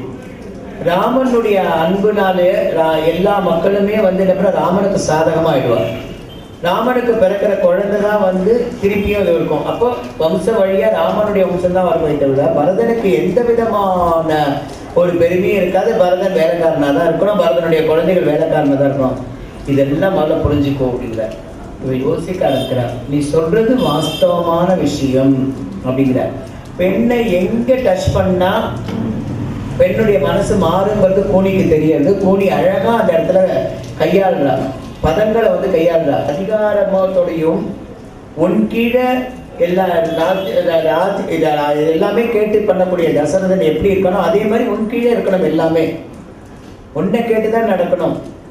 அப்படின்னா தசரதற்கு அப்புறமா பரதன் தான் அரியணையில இருக்கணும். இது காலம் வரைக்கும் நீ அதிகாரத்தினுடன் நீ வாழ்ந்துட்ட, நீ அது இல்லாம உன்னால வாழ முடியுமா நீ யோசிச்சு பாருன்னொடனே கைகை யோசிக்கிற மன தவறுதான் செய்ய, என்ன இப்ப நான் என்ன பண்ணணும்னு சொல்லு அப்படிங்கிற மனசு ஃபுல்லா மாறிடுது. அப்போ புனிசரா ஒண்ணு வேண்டாம், அம்பராசுரன் யுத்தத்தின் போது உன் கணவர் என்ன சொன்ன, 2 வரம் தரேன்னு சொன்னார். அந்த 2 வரத்தை இப்ப கேளு. அவர் தான் சொன்னார் இல்லையா, அன்னைக்கு நீ எப்ப வேணா கேளு நான் உனக்கு தரேன்னு சொன்னார் இல்லையா. ஆனா அதுக்கு முன்னாடி அவரையே என்ன பண்ண, அவர் வாயாலேயே ராமன் மீது ஆணை அப்படிங்கிற அளவுக்கு நீ கொண்டு வந்துரு உன்னுடைய பேச்சுல. இந்த மாதிரி அலங்காரத்தோட இருக்காத. உன்னுடைய வீடை அலங்கோலமா மாத்த, உன்னுடைய அந்த புறத்தை எவ்வளவு தூரத்துக்கு ஒரு அமங்கலமா மாத்தணுமோ அலங்கோலமா மாத்தணுமோ அலங்கோலமா ஒன்னையும் நீ அலங்கோலமா மாத்திக்கோ. கோப அறைன்னு அந்த அர்த்தம் உண்டா, கோபம் இருந்துச்சுன்னா அந்த அறையில போய் உட்காந்துருவாங்க. அந்த கோப அறையில போய் கட்டாந்தரையில தலை விரிச்சு படுத்துக்கோ. விளக்கெல்லாம் எரியக்கூடாது. எல்லா வீடும் பிரகாசமா இருக்கும்போது உன் வீடு பிரகாசமா இருக்கக்கூடாது. அதை பார்த்துட்டு தசரதர் வந்து என்ன ஆச்சுன்னு வந்து கேட்கணும். நிச்சயம் உனக்கு ஏதாவது ஒரு துன்பம்னா அவரால் பொறுக்க முடியாது. உன்னுடைய ஆசை, அந்த ஆசையை வச்சு அவரை உன் வசப்படுத்தி ராமன் மீது ஆணையிடு அப்படின்னு சொல்லி கேட்டு எப்படியாவது வரத்தை வாங்கணும். என்ன வரம் வேணும், என்ன வரம் கேட்கறது சொல்லு அப்படிங்கிறார். ஒரு வரம், பரதன் இந்த நாட்டை ஆளணும் சரி அப்படிங்கிறார். 2வது என்னத்தை கேட்கணும், ராமனை காட்டுக்கு அனுப்பிடு அப்படிங்கிறார். 14 வருஷம் ராமன் காட்டுக்கு போகணும், இதுதான் வரம். இது இப்படி ஒரு கொலைபாதகையா இருக்கியே, ராமன் உனக்கு என்ன தெரிஞ்சுன்னா எவன் மாத்திரம் இருந்துட்டு போட்டோமே, நீ ஏன் 14 வருஷம் அவனை போய் காட்டுக்கு போக சொல்ற, வனவாசத்துக்கு போக சொல்ற, இது நல்லது இல்லையே, நீ ஏன் இவ்வளோ ஒரு வஞ்சனை வச்சுட்டு அவனை போய் வஞ்சனை இருக்கிற அப்படின்னு உடனே அப்போ போனி சொல்றா, நான் வந்து அவன் மேல பழி வாங்கணுங்கிற எண்ணல, ராமன் நீங்க இருந்தா நாட்டு மக்கள் ஏற்றுக்க மாட்டாங்க. உன் பரதனை பத்தி உனக்கு தெரியாதா, ராமன் தான் இருக்கணும். விளையாடும் போதே ராமனும் பரதனும் என்ன பண்ணுவான்னா, பரதன் ஜெயிக்கட்டும் ராமன் விட்டு கொடுப்பா, ராமன் ஜெயிக்கட்டும் பரதன் விட்டு கொடுப்பா. அப்படி இருக்கும்போது 2 பேரும் அரியணையில ஏற மாட்டாங்க. அதனால மொத்தம் இருக்கணும், மொத்தம் போயிடணும். இன்னொன்னு சொல்றேன் கேளு, ராமன் வந்து திருப்பி 14 வருஷம், அப்ப இருக்கு 14 வருஷம், 1 வருஷம் தானே போயிட்டு வரும், 1 வருஷம் கேட்கலாமே அப்படிங்கிற கைகை. 14 வருஷம் வேணும். ஏன்னா இந்த நாட்டு மக்கள் அத்தனை ராமனுடைய எண்ணத்தை மனசுல இருந்து அழிச்சுடணும். பரதன் மட்டும்தான் மனசுல இருக்கணும். அப்படி ராமன் வந்தா கூட ஒரு பிரதியா தான் இருக்க உடனே இந்த நாட்டு மக்களுடைய சப்போர்ட் இருந்ததுன்னா பரதன் கண்டினியூஸா ராஜ்யம் ஆள முடியும். ராமன் வந்து அப்ப வந்து கேட்க முடியாது. அதனாலதான் நான் சொல்றேன், நான் என்ன பரவாயில்ல, ரொம்ப கை தேர்ந்த ஒரு இது, இப்பதான் அவனை நினைச்சு நான் பெருமைப்படுறேன். இப்ப இந்த முத்துமாலை நீ எடுத்துக்கோல, முத்துமாலை என்ன, நீ கொடுக்கக்கூடிய அத்தனை ஆபரணப்பட்டு அலங்காரமா பரதன் முடிசூட்டி இருக்கும்போது நான் அரியணைக்கு பக்கத்தாப்புல நான் நிக்கிறேன். இப்போ ஒண்ணு வேண்டாம், நீ முதல்ல காரியத்தை சாதி அப்படின்னு சொல்லிட்டு உன் காலை பிடிச்சு கெஞ்சுவான், உன் மடியில விழுந்து அழுவான், உன்னுடைய இதெல்லாம் சொல்லுவான், எப்படி எல்லாமோ சொல்லுவான், ராமனுடைய பெருமையெல்லாம் சொல்லுவான், நீ ராமனுடைய அப்படி ஒரு சிறந்தது எல்லா விதமான சொல்லி தசரதன் கெஞ்சுவான். நீ கொஞ்சம் கூட மனசு மாறிடாத, நீ சொல்லிட்டியோ இல்லையோ உனக்கு தெரியும் நான் எப்படிப்பட்டவன், ஒரு இடம் பிடிச்சி தீர்மானம் பண்ணிட்டேன்னா நான் சொல்லியே நான் மாற மாட்டேன், நீ கவலைப்படாம நீ போ, நான் சாதிச்சுட்டு மறுவேலை பண்றேன்னு சொல்லிட்டு அடுத்த நிமிஷம் இவளே போறா. அத்தனை பணிப்பெண்களை நீங்க வெளில போயிடுங்க அப்படின்னு சொல்லிடுறா. எல்லா விதமான விளக்கு அணைக்கிறா, தன்னிட மங்கள அணிகலங்கள் அத்தனையும் எடுத்து ஒவ்வொரு திசை பக்கம் திருப்பி விடுறா, பூவை எடுக்கிறா, தலையை விரிச்சு போடுறா, நெத்தியில இருக்கிற பொட்டை அழிகிற மாதிரி பண்ணி கண்ணீரும் கம்பளியுமா தலையை விரிச்சு போட்டு அந்த கோப அறையில படுத்துருக்கா. பெண்கள் கட்டாந்தரையில தலை விரிச்சு படுக்க கூடாது அப்படிங்கிறது சாஸ்திரம். ஏன்னா பூமாதேவிக்கு எல்லாமே பெண்கள் தன்னுடைய பெண்ணா நினைச்சிட்டு இருக்கனால பூமாதேவி வருத்தப்படுவா அப்படின்னு சொல்லிட்டு கட்டாந்தரையில படுத்துட்டு இருக்கா. தசரதர் எல்லா ராஜகாரியங்களும் முடிச்சு கைகைக்கு சொல்லி கைகைக்கு பெருமைப்படுத்தணுங்கிறதுக்கோசரம் அதான் சொல்வார், எந்த ஒரு பொருள் மேல ஆசை ரொம்ப நம்ம வச்சுட்டு இருக்கோமோ, உலகத்துல பற்றுதல் வச்சுட்டு இருக்கோமோ, அந்த பொருளாலேயே நமக்கு மரணம் சம்பவிக்கும் அப்படிங்கிறது இருக்கு. புத்திரன் மேல பாசம் வச்சுன்னா புத்திரனால ஒரு பற்றுதல். அதனாலதான் சொல்றார் கீதையில சொல்றார், பற்று இல்லாம இரு, அந்த பற்றுனால உனக்கு துன்பம் தான் வருது, அந்த பற்றை விட்டுடு அப்படிங்கிற. ரொம்ப பாவம் பகவான் வந்து நம்ம நன்னா இருக்கணுங்கிறதுக்கோசரம் நன்னா சொல்கிறாரு.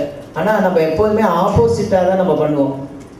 சுவாமி வந்து இப்படி சொல்லிக்கணும், பற்றோடு இருன்னு சொல்லி தான் ஒரு காலம் நம்ம பற்ற விட்டுருப்போமா இருக்கும். அந்த கலகை மாதிரி இருந்திருப்போம். நம்ம கலகை மாதிரி, கலகிட்ட எப்படி அவன் புருஷன் நடந்துனானோ அது மாதிரி சுவாமி நம்மள்கிட்ட நடந்துக்கணும்னு நினைக்கிறார். ஏன்னா எதை சொன்னாலும் நம்ம பண்ணுறது கிடையாது. சுவாமி சொல்கிறதுனா நம்மளுடைய நன்மை அப்படிங்கிறது ஏற்றுக்கிறது இல்லை. ஏன்னா அதில் ஒரு சிரமம் இருக்குது. அந்த சிரமத்தை போய் ஏற்றுக்கணுமா அப்படின்ட்டு தான் இருக்குது. காத்தால எழுந்துக்கணும், ஓம்காரம் சொல்லணும், நகர் சங்கீர்த்தனம் சொல்லணும். நீ நகர் சங்கீர்த்தனம் பண்ணுறதுனால உன்னுடைய சுற்றுப்புறம் தூய்மையாக இருக்குது, அதனால உனக்கு ஒரு நல்ல வைப்ரேஷன் கிடைக்கிறது, பஞ்சபூதங்கள் உனக்கு ஃப்ரெண்டாக ஆகும், உனக்கு வேண்டியதெல்லாம் கிடைக்கும். இந்த மாதிரி கரண்ட்டு போய் விசிறி வச்சு விசிறி இருக்கணும் அவசியம் இல்லை. தண்ணி வேணும்னு சொல்லிட்டு அடுத்த நாட்டில் போய் கையேங்கணும்னு அவசியம் இல்லை. நீ இந்த சத்காரியங்கள்லாம் பண்ணுன்னா நான் பண்ண மாட்டேன். 6 மணி வரைக்கும் நான் தூங்குவேன். ஓம்காரம் என்னால் சொல்ல முடியாது, எதையும் ஜபமாக பண்ண முடியாது. ஆனால் எனக்கு எல்லாம் கிடைக்கணும். எப்படி கிடைக்கும்? கிடைக்காது. பஞ்சபூதங்களுக்கு எதுவோ அதுக்கு ஃப்ரீயாக நம்ம பண்ணணும். அதான் சொல்லுவார், சிம்பிளாக சொல்லுவார் சுவாமி. இது வந்து சிரமம் அப்படின்னு சொல்கிறேன் நான். இவா இந்த சிரமம் என்ன பெரிய சிரமம் தான் எனக்கு வேணும்னு சொல்லிட்டு அந்த சிரமத்தை தான் சுமந்துட்டு இருக்காளே தவிர இது ஒரு சின்ன ஒரு விஷயம். இப்போ கொஞ்சம் கஷ்டப்பட்டாலும் பின்னாடி நல்லா இருக்கலாம். ஆனால் இது யாருமே ஏற்றுக்கிறது இல்லை. அப்புறமா ஒரு பெரிய கஷ்டம் வந்த உடனே சுவாமி என்னை காப்பாற்று, சுவாமி என்னை காப்பாற்று, அப்பயும் நான் தான் காப்பாற்ற போகிறேன். ஆனால் என்ன ரொம்ப கஷ்டம். அது எப்படின்னா முள்ளு மேலே சேலையை போட்டு எடுன்னா சேலையே புரியக்கூடாது. எப்படி எடுக்க முடியும்? முள்ளு மேலே சேலை போட்டாச்சு. அது மாதிரி நான் எடுக்க உடனே நம்ம என்ன சொன்னால், பகவானே உனக்கு வந்து பெரிய இதுவா, நீ இப்படின்னு கையை காமிச்ச சேலை வந்துடுமே அப்படின்னு நம்ம சொல்லலாம். ஆனால் அந்த இடத்துல பகவான் வந்து என்ன பண்ணார், தெய்வாம்சம் எப்படி ராமன் வந்து தன்னுடைய தெய்வீகத்தை மறைச்சுட்டு இருக்கானோ அந்த மாதிரி இயற்கைக்கு உட்பட்டு நடக்கிறவன் பகவான். தானே உருவாக்கின ஒரு ரூல்ஸ் அண்ட் ரெகுலேஷன்ஸை மீற மாட்டான். என்னதான் இருந்தாலும் டிராஃபிக் போலீஸாக இருந்தாலும் அவர் வந்து ரூல்ஸ் அண்ட் ரெகுலேஷன்ஸை மாற முடியுமா? யோசிச்சு பாருங்க. நோ என்ட்ரியில் போக முடியுமா? ஃபஸ்ட்டு அவர் தான் ஃபாலோ பண்ணணும். இல்லை உடனே என்ன பண்ணுவோம், டிராஃபிக் போலீஸ் நீயே வந்து ஃபாலோ பண்ணுறதில்ல, நான் எதுக்கு உன்னை ஃபாலோ பண்ணணும் அப்படின்னு நம்ம ஒரு கேள்வி கேட்போம். ஒரு குருவாக இருக்கிறவர் சொல்கிறதோடு விட்டுட்டு அதை ஃபாலோ பண்ணலைன்னா அடுத்த நிமிஷம் என்ன பண்ணுவோம், சிஷ்யன் கேள்வி கேட்பான், நீ ரொம்ப யோகிதியா அப்படின்னுவோம். அப்பா அம்மாவை ஒரு வழியை சொல்கிறா, அந்த அதையே அந்த அப்பா அம்மா கடைப்பிடிக்கலன்னு வச்சுக்கோங்களே, குழந்தைங்க நினச்சி கேட்கும், நீ ரொம்ப அவங்க அம்மா அப்பாவை கவனிச்சுட்டா நான் வந்து உன்னை கவனிச்சுக்கணுமா அப்படின்னு கேட்கும். இருக்கா இல்லையா? வீட்டில் நம்ம பார்த்துருக்கோமோ இல்லையா? அப்போது பகவான் வந்து அந்த இடத்துல இயற்கைக்கு உட்பட்டு நடக்கிறதுனால நம்மளுடைய துன்பத்தை அதுக்கு தான் முன்னாடியே சொன்னான், நீ வந்து துன்பக்கடல்லேருந்து மீளணுங்கிறதுக்கோசரம் தான் நான் இத்தியாதிகள் கொடுத்துருக்கேன். இது நீ வந்து நீ என்ன பண்ணு, இதை ஃபாலோ பண்ணு அப்படிங்கிற. இது என்ன சுகமான சுமைகள். அந்த சுமை வந்து என்னைக்காக உன்னை அழுத்தக்கூடிய சுமைகள். இந்த சுமைகள் என்ன பண்ணும், ஒவ்வொரு பற்றுதலிலிருந்து உன்னை விடுதலை அளிக்கக்கூடியது. அதனால தான் சுகமான சுமைகள் வேணுமா வலுவான சுமைகள் வேணுமான்னு சொல்லி கீதை கேட்கறது. சுகமான சுமைகள் அனுஷ்டானங்களை நம்ம நித்திய அனுஷ்டானங்களை நம்ம பண்ணணும்.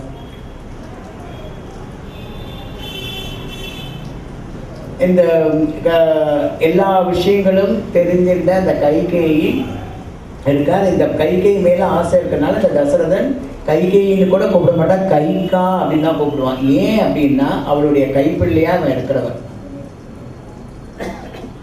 வந்து இது பண்ண பார்க்குறா, பக்தி மங்களமாக இருக்கக்கூடியது, அலங்கார ரூபமா இருக்கக்கூடிய, ஏன்னா ஒவ்வொரு நிமிஷமும் அலங்காரம் பண்ணிட்டே இருப்பான் கைகை. இப்படி இருக்கே வேறு சொல்லி உள்ளுக்குள்ளார போயிட்டு உனக்கு பார்க்குறா, அந்த கோப அறையில் இருக்காவ. உனக்கு என்ன கோபம், எதுக்காக இப்படி வேஷம் தரிச்சுட்டு இருக்க அப்படின்ற, இன்னைக்கு நாளைக்கு என்ன நடக்க, ராமனுக்கு என்ன, அதனால தான் இப்போ உன்கிட்ட முதல்ல சொல்லலைங்கிற வருத்தத்துக்கு தான் இப்படி இருக்கு. அதுக்கோசரம் இப்படியா ஒரு வேஷம் போட்டுட்டு போய் எழுந்து உட்காரு, ராமனுக்கு நாளைக்கு ஒரு பெரிய விழா நடக்கிறதுன்னா அப்போ நீ தானே சந்தோஷப்படுவ, நீ நல்லா இருக்கணும் இல்லையா, வா அப்படின்னு சொல்லி எழுப்புற. தன்னுடைய மடிமையில அந்த கைகையுடைய தலையை வச்சு தலையை கொடுத்துட்டு ஏமா இப்படி இருக்க அப்படின்னு கேட்டவுடனே கைகை வந்து விவாதமாக கண்ணை இது பண்ணிட்டு வந்து சொல்லிட்டு, எனக்கு ஒரு நீங்கள் எனக்கு ஒரு வரம் தரணும் அப்படிங்கிறேன். சொல்லு, என்ன வேணுமோ கேளு, நான் வந்து தரேன் இல்லை. சம்பராசுரன் இதில் நடக்கும்போது, இதில் நடக்கும்போது நீங்கள் என்ன சொன்னீங்க, நான் உங்களை காப்பாற்றினேன் இல்லையா, அப்போ நீங்கள் சொன்னீங்க 2 வரம் உனக்கு தரேன் அப்படின்னு சொல்லிட்டு, அந்த 2 வரம் எனக்கு இப்போ வேணும்னு. அந்த 2 வரம் இப்போ ஏன் கேட்குற, அதுக்கு பதிலாக ராமனுக்கு நடக்கிறது இல்லையா இந்த திருவிழா, அதில் அதனால ராமனுக்கு யார் எது வந்து கேட்டாலும் கொடுன்னு சொல்லியிருக்கேன். அது மாதிரி உனக்கு கொடுக்குறேன், என்ன வேணும் கேளுங்கிறேன். நான் கேட்டதுக்கு அப்புறமா நீங்க இல்லைன்னு சொல்லக்கூடாது. நான் சொல்ல மாட்டேனே அப்படின்னு. உங்களுடைய பரம்பரை பத்தி உங்களுக்கு தெரியும், வாக்கு தவறினவர் இல்லை. எல்லாருமே வாக்கு கொடுத்தா ஏற்கனவே தன்னுடைய கழுத்து அழுத்தாவது அந்த வாக்கை நிறைவேற்றுவார். ஆமா, எனக்கு கொஞ்சம் சந்தேகமா இருக்கும் உங்க மேல அப்படின்னு. விஸ்வாமித்திரர்கிட்ட அவ்வளோ ஆர்கியூமெண்ட் பண்ணி ராமலட்சுமணவை அனுப்பல. கடைசியில வசிஷ்டர் ராமர் இவெல்லாம் சொன்னதுக்கு மாதிரி அது மாதிரி நீங்க என்கிட்ட வாக்கு தவறிட்டீங்கன்னா என்ன பண்றது அப்படின்னு. ஏன்னா அவர் கூனி சொல்லியிருக்கா இல்லையா, அந்த ராமன் மேல ஆணையிட்டு வரணும்னு சொல்லிட்டு. நீ என்னதான் சொல்ற, நான் உனக்கு எப்படிதான் புரிய வைக்கிறதுன்னு எனக்கு தெரியல. எனக்கும் வந்து நீ எங்களுக்கு நம்பிக்கை வர மாதிரி நீங்க சொல்லுங்களேன். புரிய வைக்க முடியலையோ இல்லையோ, அப்ப எனக்கு நீ எதை சொன்னா நான் நம்ம உங்க மேல நம்பிக்கைப்படுவேனோ அதை சொல்லுங்களேன்னு சிரிச்சுட்டு வந்து அடிக்கல்லி இப்படியா இருக்க நீ தோ சொல்றேன் பாரு அப்படின்னு சொல்லிட்டு ராமன் மேல ஆணையிட்டு சொல்ல உனக்கு அந்த என்ன வேணுமோ நான் அதை தரேன் அப்படிங்கிறேன். கண்டிப்பா உண்மையா ராமன் மேல ஆணையிட்டா சொல்லியிருக்கேன் அப்படின்னா ஆமாண்ண. சரி எழுந்து உட்காந்துறா, தலையை முடிஞ்சுக்கிறார். ஒன்றும் இல்லை, இந்த 2 வரம் திருப்பி மறுக்கக்கூடாது, திருப்பி சொல்றேன், நிதானமா கேளு போகிறேன். கேட்குறா கைகேயி, நாளைக்கு யாருக்கு? ராமனுக்கு. நாளைக்கு ராமன் முடிசூட்டி கூடாது, என்னுடைய பரதன் முடிசூட்ட வேண்டும். ஒரு நிமிஷம் அப்படியே தசரனுக்கு ஒரு அதிர்ச்சி. இன்னொன்றுத்தையும் சொல்றேன், அதுக்கப்புறமா நீங்க தலை சுற்றி கீழே விழுங்கோ, கொஞ்சம் நில்லுங்கோ அப்படிங்கிறார். உடனே அப்படி பார்க்குற ராமன் 14 வருடம் வனவாசம் பண்ண அடி பாதகி அப்படின்னு சொல்லி கீழே விடார். முடிச்சு அடைஞ்சல. உடனே என்ன பண்ணிட்டா, கண்டுக்கல, எடுத்து தண்ணியெல்லாம் தெளிக்கல, நீ கடை அப்படியே அப்படின்னு சொல்லிட்டு என்ன பண்ற, திருப்பியும் அடிஞ்ச முடிஞ்ச தலையை விரிச்சு போட்டுட்டு அப்படியே உட்காந்துருக்கா. கோபமா உட்காந்துருக்கா. கண்ணை விழிச்சு பார்க்குறாரு. பார்த்துட்டு கைகேயி, நீயா அந்த வரத்தை கேட்ட? சத்தியமா நீ கேட்டிருக்க மாட்டேன், உனக்கு ராமன் மேலே எவ்வளோ பிரியம், நீ இந்த தப்பு பண்ண மாட்டியே அப்படின்னு சொல்லி திருப்பி வந்துட்டு, இல்லை நீ என்கிட்ட விளையாடுற, ட்ராமா ஆடுற, நான் என்ன பண்ணுறேன்றதை பார்க்குறதானே அப்படின்னு சொல்லி சொல்கிறாரு. எனக்குன்னு நீ வந்து அப்படிப்பட்டவ இல்லை, நீ ரொம்ப உத்தமி இல்லையா, ராமன் மேலே பிரிய வச்சிருக்கல, உனக்கு ரொம்ப, நீ ஏன் இப்படி வந்து பேசுகிற, எப்படி நீ விளையாட்டு கூட நீ இப்படி பண்ணாத அப்படின்னு சொல்லி கையை பிடிக்கும்போது கையை ஒரு உதறி இந்த கையை பிடிச்சி இந்த கெஞ்சற வேலை கொஞ்சற வேலையெல்லாம் வச்சுக்க வேண்டாம். ஒரே வார்த்தை, முடியுமா முடியாதா? நீ உண்மையாக தான் கேட்குறேன், நான் உண்மையாக தான் கேட்குறேன், நான் சுயநினைவோடு தான் நான் கேட்குறேன், நான் உண்மையிலே நான் பேசுகிறேன், நீ சொல்லு அப்படிங்கிறேன். அப்போ தசரதர், நான் இதுக்கு பதில் சொல்ல முடியல, என்னால் எனக்கு துக்கம் அடைக்கிறது, அரச சபையில் வந்து நான் சொல்லிட்டேனே, அது நீ ராமன் மீது ஆணையிட்டு சொல்லியிருக்க, பார்த்துக்கோ, ராமன் மீது ஆணையிட்டு சொல்லியிருக்க, இதுக்கு என்ன பதில் அப்படிங்கிற. அப்படியே ராமன் மீது ஆணையிட்டோடனே எங்கேயாவது ஏதாவது ஆயிட போதும் அப்படின்னு சொல்லி மனசுக்குள்ளே இருக்கிற மயக்கம் போட்டு விழுந்துடுறார். மூர்ச்சி அடைந்து விழுந்த தசரதன் ரொம்ப நேரம் ஆகி எழுந்துக்கலன்னு அதை சாதகமாக பயன்படுத்தி கொண்டு இவன் என்ன பண்றா, சரி நம்மளுடைய கைவேலை ஆரம்பிக்கணும் அப்படின்னு நினைச்சிட்டு இருக்கிற மனுஷத்துல கண்ணை திறக்கிற. கைகேயி கிட்டக்க வராரு. உன் கையை பிடிச்சி கேட்குறேன், கையை காலா நினைக்கிறேன், இல்லை காலில் வேணாலும் நான் உனக்கு உழறனான்னு தயவு செய்து இந்த வரத்தை நீ வந்து இது பண்ணிக்கோல, எனக்கு தெரியாது, நீங்க தான் அன்னைக்கு சொல்லி என்னைக்கு வேணா கேளு இந்த வரத்தை கொடுக்குறேன்னு சொல்லிட்டு இன்னைக்கு வந்து நீ இப்படி சொன்னேன்னா நீ இந்த குளத்துல பிறந்த மன்னவனே கிடையாது, உன்னை உலகம் தூற்றும், நீ எனக்கு கொடுக்கக்கூடிய அந்த வரத்தை நீ கொடுத்தே ஆகணும் அப்படிங்கிறா. தன்னுடைய இதுலேருந்து அவர் வந்து மாறவே இல்லை. அதான் சொல்லுவார், எண்ணம் சொல் செயல் திருக்கண்ண சொல்லியிருக்கிற எண்ணம் சொல் செயல் 3 ஒன்னா இருந்தா துராத்மாவோட துர்குணம் அந்த இருக்கக்கூடிய அந்த துர்புத்தியை வச்சுக்கொண்டு எந்த காரியத்தை செய்ய முடியும். அதனால்தான் சொல்லுவார், எண்ணம் சொல் செயல் இவை 3 நேர்மையின் அடிப்படையில் தர்மத்தின் அடிப்படையில் இருக்கணும்னு ஒரு போல் போட்டு போயிட்டான். நீதி ஸ்லோகத்துல வரும் தெரியும். இதுலயும் இப்ப எண்ணம் சொல் செயல் இவளுக்கு ஒன்னா இருக்கு. எண்ணத்துல பரதன் நாட்டு ஆடணும், எல்லாம் வந்துட்டு சொல்லும் அதுவா இருக்கு, செயலும் அதுவா இருக்கு, 3 ஒத்து போறது. ஆனா இவளால ஏத்துக்க முடியாத தசரதனால ஏத்துக்க முடியாத ஒரு வரத்தை வாங்கிட்டார். மூர்ச்சி அடைந்து விழுந்த தசரதன் திருப்பி இது பண்ணி, சரி உன் இஷ்டம் போல என்னவோ செய்து போல அப்படின்னு சொல்லி விழுந்தவர் எழுந்துக்கவே இல்லை. அதிகாலை ஆறுதி எல்லா விதமான விரதங்களையும் அனுஷ்டித்துட்டு தயாராக இருக்கார். அந்த அபிஷேகம் மன்னிக்கணும், அப்பா வரலையே, அப்பாவுடைய ஆசீர்வாதம்லாம் நம்ம பண்ண முடியாதுன்னு உங்க அப்பா கைகையுடைய அந்தப்புறத்துல இருக்கார் அப்படிங்கிற. உடனே சுமந்திரர் போற, நான் போய் அழைச்சிட்டு வரேன், காலதாமதம் ஆகக்கூடாது, பிரம்ம முகூர்த்தத்துல இது நடக்கணும்னு சொல்லி வேகமா சுமந்திரர் போய் அங்க போய் நின்ற உடனே அந்த வீட்டு சூழ்நிலை பார்த்த உடனே ஏதோ நடந்திருக்கு. ஏன்னா சுமந்திரருக்கு கொஞ்சம் கைக்கு மேல கொஞ்சம் சந்தேகம் உண்டு. பார்த்துட்டு உடனே கேட்கிறார், அது மாதிரி தசரதரை அழிச்சிட்டு போனேன், முதல்ல ராமன் எங்க வர சொல்லு அப்படிங்கிறார். இல்லை, இந்த மாதிரி நடக்கப்படும் முகூர்த்த நேரம் தாண்டத்துக்குள்ளார பண்ணணும் வசிஷ்ட மகரிஷி சொல்லுவேன், நான் சொல்றதை போய் நீ சொல்லு, தசரதனுடைய ஆணை, நீ ஒரு அமைச்சர் தானே, சொன்னதை செய், இது மாதிரி என்னைக்குமே கை பேசுறது இல்லையா, நீ போய் சொன்னதை செய் அப்படின்ன உடனே சுமந்திரர் வேகமா போற. ஏதோ நடந்திருக்குன்னு தெரிஞ்சு ராமன்ட்ட வந்து இந்த மாதிரி கைகை ஆஹா நான் அம்மாட்ட ஆசீர்வாதம் வாங்கின சுமந்திரன் கைகைட்டு வாங்கல, அதுக்கப்புறம் கூப்பிட்டுப்பா நான் போறேன், நான் போய் அப்பா அழிச்சு வரேன்னு சொல்லிட்டு அந்த தெருவில் வர. எல்லாரும் ராஜாவுடைய அந்த திவ்ய தேஜஸை பார்த்து ரொம்ப சந்தோஷம் அடைகிறார். ராமனை பார்த்துட்டு இவர் போய் இறங்கி கைகையினுடைய ஆசிரமத்துல கைகையினுடைய அந்தப்புறத்துக்கு போற. கைகை வாசலை தடுக்கிற.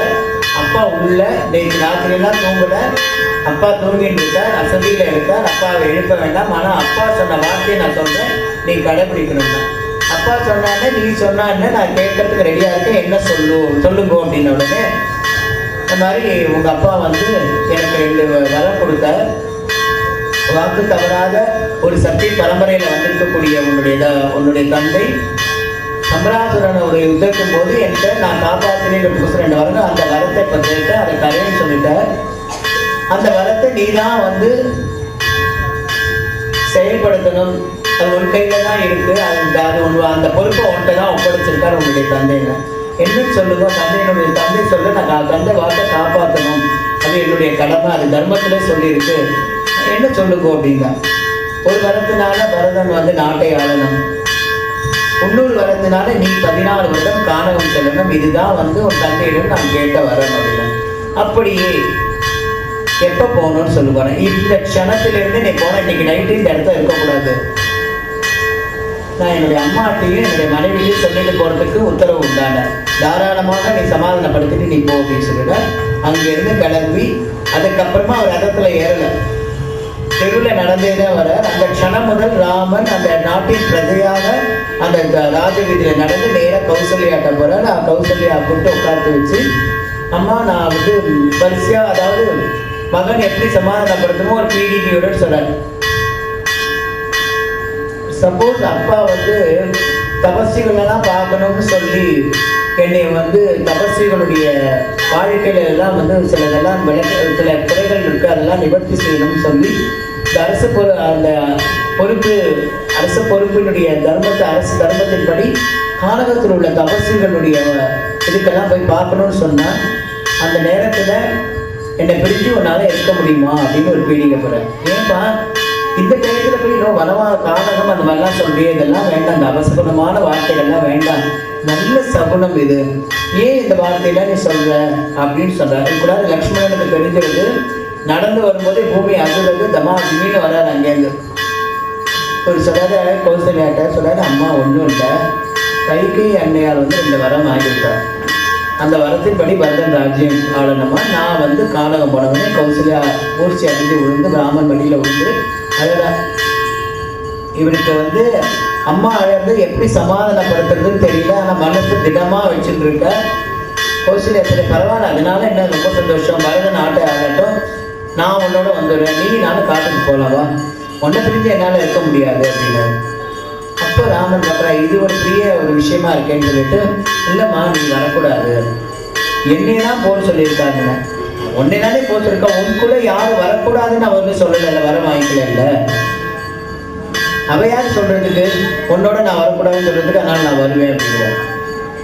ராமன் பார்க்குற பதிவிரதா தர்மம் என்ன அப்படிங்கிற. கணவனை பாருங்க, கணவனுக்கு யாரும் இல்லை, கணவனுக்கு தான் இவ்வளோ மனைவி இருக்காளே, அவெல்லாம் பார்த்துக்கிறேன், நான் பார்த்துக்கணும்னு அவசியம் இல்லை, தசரதை நான் பார்த்துக்கணும்னு அவசியம் இல்லை, நான் கிளம்பி வரேன் அப்படின்னு. அப்பதான் சொல்ற, பொறுப்புணர்ந்து பொறுமையுடன் பார்த்து பார்த்து பணிவிட செய்யக்கூடிய ஒரு பெண் யாருன்னா நீதான், ஒரு உத்தமமான மனைவி யாருன்னா நீதான். சுமித்திரை அன்னை கூட எப்படின்னா ஒன்று கேட்டு தான் எல்லாமே பண்ணுவாங்க.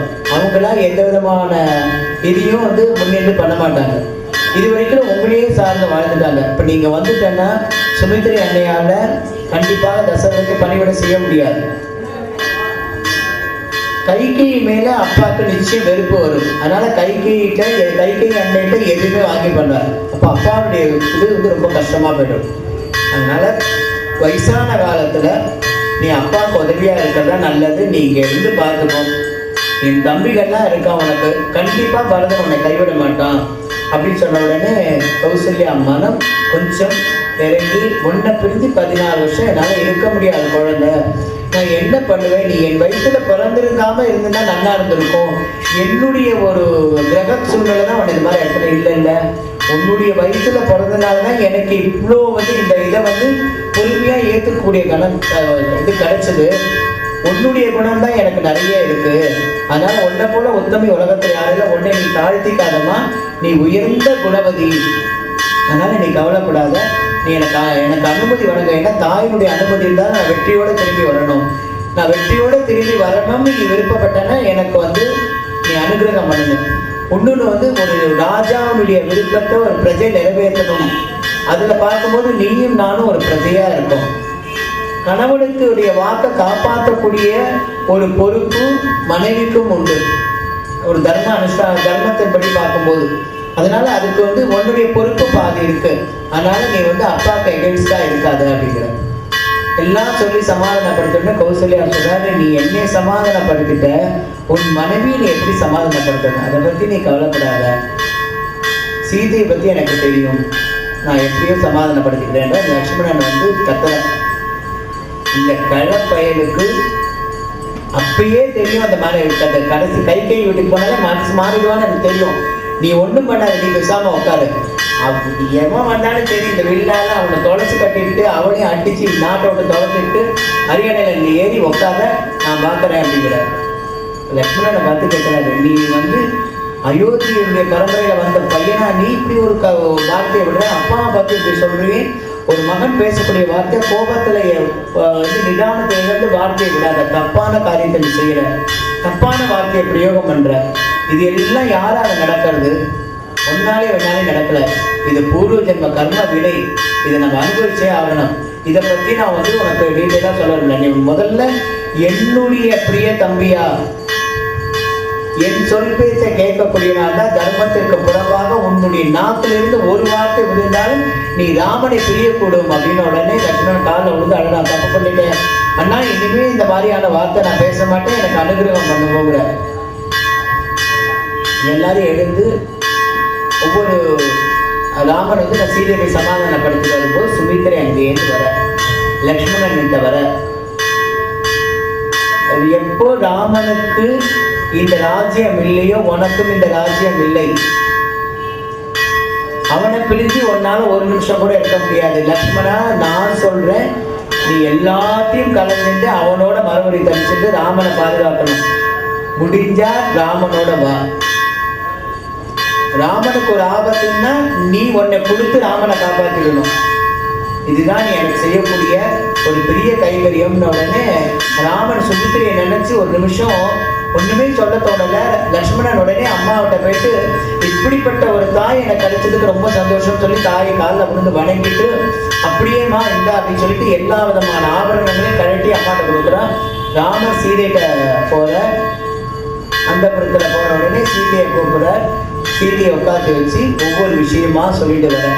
நடந்த விஷயங்கள் எல்லாத்தையும் சொன்னோடனே சீதை பவ்யமா கேட்டது ரொம்ப சந்தோஷம். நம்ம இன்னைக்கு எப்போ கிளம்பணும்னு சொல்லுங்க, நான் ரெடியா இருக்கேன், நீங்க போயிட்டு வாங்க, அதுக்குள்ள நான் ரெடியா இருக்கேன். என்ன நீ வரேங்கிற அப்படின்னு, பின்ன நீ இருக்கிற இடத்துக்கு தானே நான் வர முடியும், நீ ஒன்னே விட்டுட்டு நான் எப்படி பிரிஞ்சு இருக்க முடியும், நீங்க தானே சொன்னேன் எக்காரணத்தை கொண்டு உன்னை பிரிய மாட்டேன்னு, நான் உங்களை பிரிய மாட்டேன், நம்ம கிளம்புவோம் அப்படின்னு.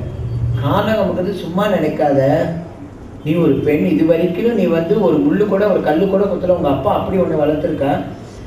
அங்கே உன்னுடைய பெருமையை பார்த்தா எங்கள் அப்பா வந்து உனக்கு வெல்வெட்டாவே போட்டு வச்சிருக்கா, நீ எங்கே நடந்தாலும் உனக்கு இது பண்ணக்கூடாதுன்னு சொல்லி மலர்களாலேயும் இது அப்படி ஒரு மென்மையான பாதம். அங்கே எப்படி இருக்கு தெரியுமா, கரடு முரடான பாதம், திடீர்னு குளிர், திடீர்னு மழை பெய்யும், திடீர்னு வெயில் அடிக்கும், பட்சிகளா இருக்கும், பல பல மிருகங்கள் இருக்கும், ராட்சசா தான் இருப்பார். இது வரைக்கும் நீ பார்த்துருக்காத கொடூரமான ஒரு முகங்கள்லாம் இருக்கு. இதெல்லாம் நீ பார்த்து பயந்து போயிடுவேன். என்ன நான் ஏன் பயப்படணும் அப்படிங்கிறார். இன்னும் நீ ஏன் பயப்படணுங்கிற என்ன, நீங்க தான் இருக்கல, உங்களுடைய வில்லு இருக்கு, நீங்க இருக்க, நான் எதுக்காக பயப்படணும்? நான் ஒன்றும் பயப்பட வேண்டாம், எனக்கு உங்க மேல நம்பிக்கை இருக்கு, நான் வரேன் அப்படின்னா. இங்கெல்லாம் யார் பார்த்துப்பானா? இங்கெல்லாம் யார் பார்த்துப்பா? யார் பார்த்துப்பானா? பரதன் இருக்க, பரதனை காட்டிலும் சத்ருகனை காட்டிலும் ஒரு உத்தமன் யாராவது வேணுமா? அவ பார்த்துப்பா. என்னுடைய தங்கைகள் வந்து அவ்வளோ ஒரு வசதி, யார் எத்தனை துன்பம் செய்தாலும் அவர்களுக்கு தீங்கு இழைக்க மாட்டார்கள். ஏன்னா எங்க அப்பாவுடைய வளர்ப்பு அப்படி. அதனால அவர்கள்லாம் இங்க இருந்து பணியோட செய்வா, நான் கண்டிப்பா அவங்களோட வருவேன் அப்படிங்கிறார். ராமன் வந்து என்னென்னவோ சொல்லி பார்க்குறாரு, இவர் மனசு மாறவே மாட்டேங்கிறது. அப்போ ஒரு அஸ்திரத்தை இது பண்றாரு. என்ன அப்படின்னா, உங்க அம்மாவுக்கு இப்பதான் நீங்க சொல்றது, அதுக்குள்ளார உனக்கு யார் விஷயம் சொன்னான்னு அங்க இருக்கிற தோழி வந்து என்கிட்ட சொல்லிட்டா, உங்க அம்மாட்ட நீங்க என்ன வார்த்தை சொன்னீங்க அப்படின்னா, இல்லை மாதிரி கணவனுக்கு பணிவிட செய்யறது பதிவிடா தர்மம் அப்படின்னு சொல்லி. அப்போ நான் மாத்திரம் என்ன உன் மனைவி இல்லையா? அப்போ எனக்கு மாத்திரம் பதிவிடா தர்மம், உங்க அம்மாவுக்கு ஒரு நியாயம் எனக்கு ஒரு நியாயமா அப்படின்னு கேட்டவுடனே ராமர் மடங்கிடுறார். அதனால நான் வருவேன், இது என்னுடைய இது, நீங்க இதை அழைச்சிட்டு போனோம், நீ என்ன சொல்றியோ அது பண்ண. நீ அங்க வந்து கிடைக்காது, நல்ல தண்ணி கிடைக்காது, நீ குடிக்கிறது ரொம்ப கஷ்டப்படணும், மறைவிடம் கிடையாது, ஏதோ காய் கிழங்கு தான் இருக்கும், அது உனக்கு ஒத்து வராது, எவ்வளவோ ப்ராப்ளம் இருக்கு, லேடிஸ்க்கே உண்டான உபாதைகள்லாம் இருக்கு, உன்னோட நான் எந்த காலத்திலையும் ஆனந்தமா இருக்க முடியாது. ஏன்னா நான் ஒரு சன்னியாச தர்மத்தை பிரம்மச்சரியத்தை அனுஷ்டிக்கக்கூடியது இருக்கு. அப்பெல்லாம் வந்து ஒரு மாதிரி ஒரு காலம் ஒரு மாதிரி இந்த மாதிரியான ஒரு காலத்துலலாம் உன்னோட மனசு வந்து ஏங்கும் அப்படி. அப்போ சொல்ல, என்னுடைய அப்பா யார் தெரியுமா? ஒரு பெரிய ஒரு ராஜ ரிஷி, ஞானி, எந்த சூழ்நிலையிலையும் ஏற்றுக்கக்கூடிய மனப்பக்குவம் அவருடைய வளர்ப்பு மகள் நான். ஆனால் எனக்கு அதுலலாம் இது இல்லை, எந்த விதமான புலன்கள் நிச்சயிக்கும் நான் ஆட்பட மாட்டேன். இனி எந்த பிரம்மச்சரியத்தை அனுஷ்டிக்கிறியோ அதே மாதிரி தபஸ்ல நான் வந்து ஏற்றுப்பேன், நான் வருவேன் உன்னோட அப்படின்னு சொன்ன உடனே, எதுவும் சொல்லி மாறலன்ன உடனே சீதையை அழைச்சிட்டு போனோம். ஏன்னா அந்த டிராமா பிரகாரம், நாராயணனுடைய ஒரு திருவிழா பிரகாரம் சீதை போனாதான் காரியம் நடக்கும். அதனால சரி வா அப்படின்னு சொல்லி அது பண்ண, நீ தயாராகணும்னு இவ ஓடி போய் என்ன பண்ணா, இருக்கக்கூடிய அத்தனை அவ கூண்டில் வச்சிருக்கிற பறவைகள் கிளிகள் எல்லாத்தையும் பறக்க விட்டு, நீ வந்து சந்தோஷமா பறந்து போங்க, நான் அந்த மாதிரி வனவாசம் போறேன்ற. அப்போ ராமர் கேட்குறா, நீ ஏன் இவ்வளோ சந்தோஷப்படுறேன்? இது வந்து பூர்வீகத்தை எனக்கு வந்து முன்னாடியே தெரியும். ஏன்னா என்னுடைய ஜாதகத்தை பார்க்கும்போதே வந்து என்னோட வீட்டில் சொல்லிட்டா, நீ வந்து கானகத்துக்கு போகிறதுக்கு ஒரு சான்ஸ் இருக்குது, சன்னியாசிகள் எல்லாம் நீ பார்ப்ப, அவர்களுடைய சாதுக்களுடைய ஆசீர்வாதங்கள்லாம் நீ வாங்குவேன்னு சொல்லியிருக்கா. அது நடக்க போகிறது. சாதுக்களுடைய ஆசீர்வாதம் இதெல்லாம் இருந்ததுன்னா நான் இன்னும் நல்ல தர்மத்தை அனுஷ்டிப்பேனோடையும், அதனால எனக்கு அவ்வளோ சந்தோஷம் இல்லை. அப்போ உன்னிடத்துல இருக்க நகைகள் புடவைகள் எல்லாத்தையும் கொடுத்துரும், எதையும் இங்கே வச்சுட்டு போக வேண்டாம். ஆனால் 14 வருஷம் வரைக்கும் இருந்தால் எல்லாம் என்ன இருக்கும், துருபிடிச்சு போயிடும்.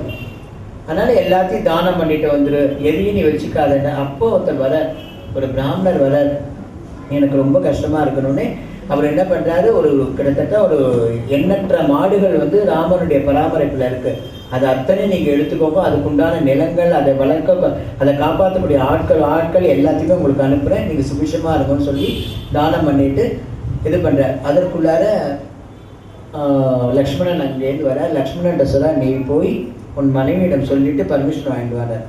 இவர் பண்ணி லக்ஷ்மணன் தயங்கி நிற்கிறான். ஏன் அப்படின்னா, சீதை மாதிரி நானும் வருவேன்னு சொல்லிட்டா என்ன பண்ணுறது? ஏன்னா ஒரே குடும்பத்தில் சேர்ந்த பெண் தானே, இவளும் பிடிவாதம் முடிச்சுட்டா என் கதி அதோ கதி ஆகிடுமே, கைங்கரியம் பண்ண முடியாது அப்படின்னு நான் போக மாட்டேன் அப்படிங்கிறார். நீ போயிட்டு தான் வரணுங்கிறார். ஆனால் இந்த விஷயத்த என்னுடைய பேச்சை கேளுங்கோ, உங்கள் அண்ணி உங்கள் வந்து அது மாதிரி சீதாமாதா சொன்ன மாதிரி என்னுடைய மனைவி அடம் பிடிச்சான்னா ரொம்ப கஷ்டம். அப்போ நான் அவளை கவனிப்பேனா உங்களை கவனிப்பேனா? அதனால வேண்டாம், நான் போல சொல்லாமல் அவர் தான் பெஸ்ட் அப்படிங்கிறேன். நீ போய் சொல்லிட்டு வந்தா வா, இல்லைன்னா வராதங்கிற. இவர் நேராக ஊர்மிளையினுடைய அந்தபுரத்தில் போய் காலை வச்ச மறு நிமிஷமே ஊர்மிளை சொல்ல, உங்களுடைய கைங்கரியத்துக்கு எவ்விதத்திலும் இடையோடு நான் செய்ய மாட்டேன், நீங்கள் இருந்து என்ன செய்யணுமோ அதை நீங்கள் செய்யுங்க. சீதை வந்து செய்யறான்னா அது பதிவிரதா தர்மம். என்னுடைய பதிவிரதா தர்மம்னா உன்னுடைய கைங்கரியத்துக்கு எக்காரணத்தை கொண்டு கெடுதல் வரக்கூடாது. நான் வந்தால் உங்களுக்கு பிரச்சனை, என்ன நீங்கள் பாதுகாக்கணுங்கிற ஒரு சூழ்நிலை வருது, அதனால நான் வரல அப்படிங்கிற. சுவாமி இந்த இடத்துல ரொம்ப சொல்றார். ஊர்மையிலையும் சுமித்திரியும் அவ்வளோ ஒரு உயர்ந்த ஸ்தானத்தில் இருக்கிற ஒரு பெண் அப்படின்னா அப்படிதான் இருக்கணும் அப்படிங்கிற. அதனால் இது வரைக்கும் அந்த மாதிரி யாருமே சுமித்திரியும் ஊர்மையும் சுட்டி காமிச்சதே இல்லை. சுவாமி தான் அவ்வளோ பெருமையாக சொல்றார். இதை சொல்லலைன்னு வச்சுக்கோங்களேன், நம்மளுடைய தர்மமே கிடையாது, இந்த மேடை தர்மமே கிடையாது. அதனால தான் அதை அவ்வளோ தூரத்துக்கு அதை வந்து இது பண்ணுறேன். இந்த ஒரு எப்படி ஒரு பானை சோறுக்கு ஒரு சோறு பதம் போதுன்றமோ அது மாதிரி ஊர்மிளை இந்த ஒரு இடத்துலயே வந்து சுவாமி என்ன பண்ண உயர்ந்த ஸ்தானத்தை கொண்டு வச்சுருவேன். ஊர்மிளை சொன்ன உடனே லக்ஷ்மணன் வந்து ரொம்ப சந்தோஷப்பட்டுட்டு, எனக்கு இப்படி ஒரு மனைவி கிடைச்சது நான் ஒரு ஜென்மத்தை பண்ண புண்ணியம் அப்படின்னு சொல்லிட்டு ஊர்மிளையை இது நான் போயிட்டு வரேன்னா நீங்கள் தாராளமாக போயிட்டு வாங்கோ அப்படின்னு சொல்லிடுறேன். ராமனுக்கு அவ்வளோ பெருமை. அங்கேருந்து இவன் 3 பேரும் அப்பா அம்மாட்ட ஆசீர்வாதம் வாங்கணுன்றதுக்கோசரம் கைகையினுடைய இதில் வரும்பொழுது கைகை என்ன பண்ணுறா, இன்னுமா நீ கிளம்பல அப்படிங்கிறேன். இல்லை நாங்கள் கிளம்புறோம், அது மாதிரி சீதையும் வரேன்ற லக்ஷ்மணன் வேலை இது அப்பாட்ட சொல்லிட்டு அப்பாவுடைய அனுகிரகத்தை வாங்கிட்டு போகணும், ஆசீர்வாதம் வாங்கிட்டு போகணுன்றதுக்கோசரம். அதுக்குள்ளார எல்லாருக்கும் விஷயம் தெரிஞ்சது. வசிஷ்டர், சுமந்திரர், சித்தார்த்தன்கிற அமைச்சர் எல்லாருக்கும் பயங்கர கோபம். எல்லாரும் கைகையினுடைய இடத்துக்கு வர நாட்டு மக்கள் அத்தனை பேரும் மன்னவாரி தூத்துற கைகையை இப்படி ஒரு கொலைபாதகையை கொண்டு வந்து இவர் கொண்டு வந்து வச்சுட்டு இருக்காரு. இது மாதிரியான ஒரு இதை கொல்லிக்கட்டையை கொண்டு வந்து கூரை கொட்டாயில் சொல்லிக்கினா மாதிரி ஆயிடுது அப்படின்னு சொல்லி ஒவ்வொருத்தரும் ஒவ்வொரு விதமாக பேசிட்டு இருக்கார். வசிஷ்டர்லேருந்து சுமந்தர்லேருந்து எல்லாரும் வரும்போது இவன் என்ன பண்ணுறா, மரவரை தடுத்து நீ அப்பாட்டெல்லாம் ஆசீர்வாதம், அப்பா அதெல்லாம் ஆசீர்வாதம் பண்ணி வச்சுருக்காங்க, படுத்துட்டு இருக்காரு, அவரெல்லாம் எழுந்துக்க முடியாது, இங்கேருந்தே ஆசீர்வாதம் வாங்கிட்டு நீ கிளம்புற பாருங்க. தசரதனால எழுந்து ராமன் முடிஞ்ச பார்க்க முடியல. ஏன்னா முத நாள் தான் கூப்பிட்டு சொல்லியிருக்காரு, உனக்கு நாளைக்கு அரியணை சொல்லிட்டு இன்னைக்கு அரியணை கிடையாது, நீ வெளில போடா அப்படின்னு சொன்னால் எப்படி இருக்கும்னு யோசிச்சு பார்த்துட்டு வெட்கி தலை குனிஞ்சுட்டு இருக்காரு. இப்படி ஒரு ஆசையில் விழுந்து ஒரு காமத்தை விழுந்து நான் அப்படி தப்பு பண்ணிட்டேன்னு சொல்லி நினச்சி வருத்தப்பட்டு இருக்கார். அப்போது இந்த மரவுரியை கொடுத்த உடனே சீதையால் உடுத்திக்க முடியாதுன்னு வசிஷ்டர் சொல்றார், உன் ராமனுக்கு தானே நீ வந்து மரவுரி தடுத்துன்னு போகணும்னு சொன்ன, சீதைக்கெல்லாம் ஏன் கொடுக்குற நீ இப்படி ஒரு இது சரி, நீ எல்லாம் ஒரு பெண்ணா ஒரு ராட்சசியா இருக்க, என்ன சொல்லியும் அவ அது பண்ணல. நீ குலகுருவா இருக்கிறன்னா என்ன செய்யணுமோ அதை மட்டும் செய், குடும்ப விஷயத்துல நீ தலையிடுற வேலை உனக்கு கிடையாது, நீ தள்ளி நில்லும் அப்படின்றார். வசிஷ்டருக்கே அந்த வார்த்தை போடுறது கைகை. வசிஷ்டர் பேசாம மௌனமாயிடுறார்.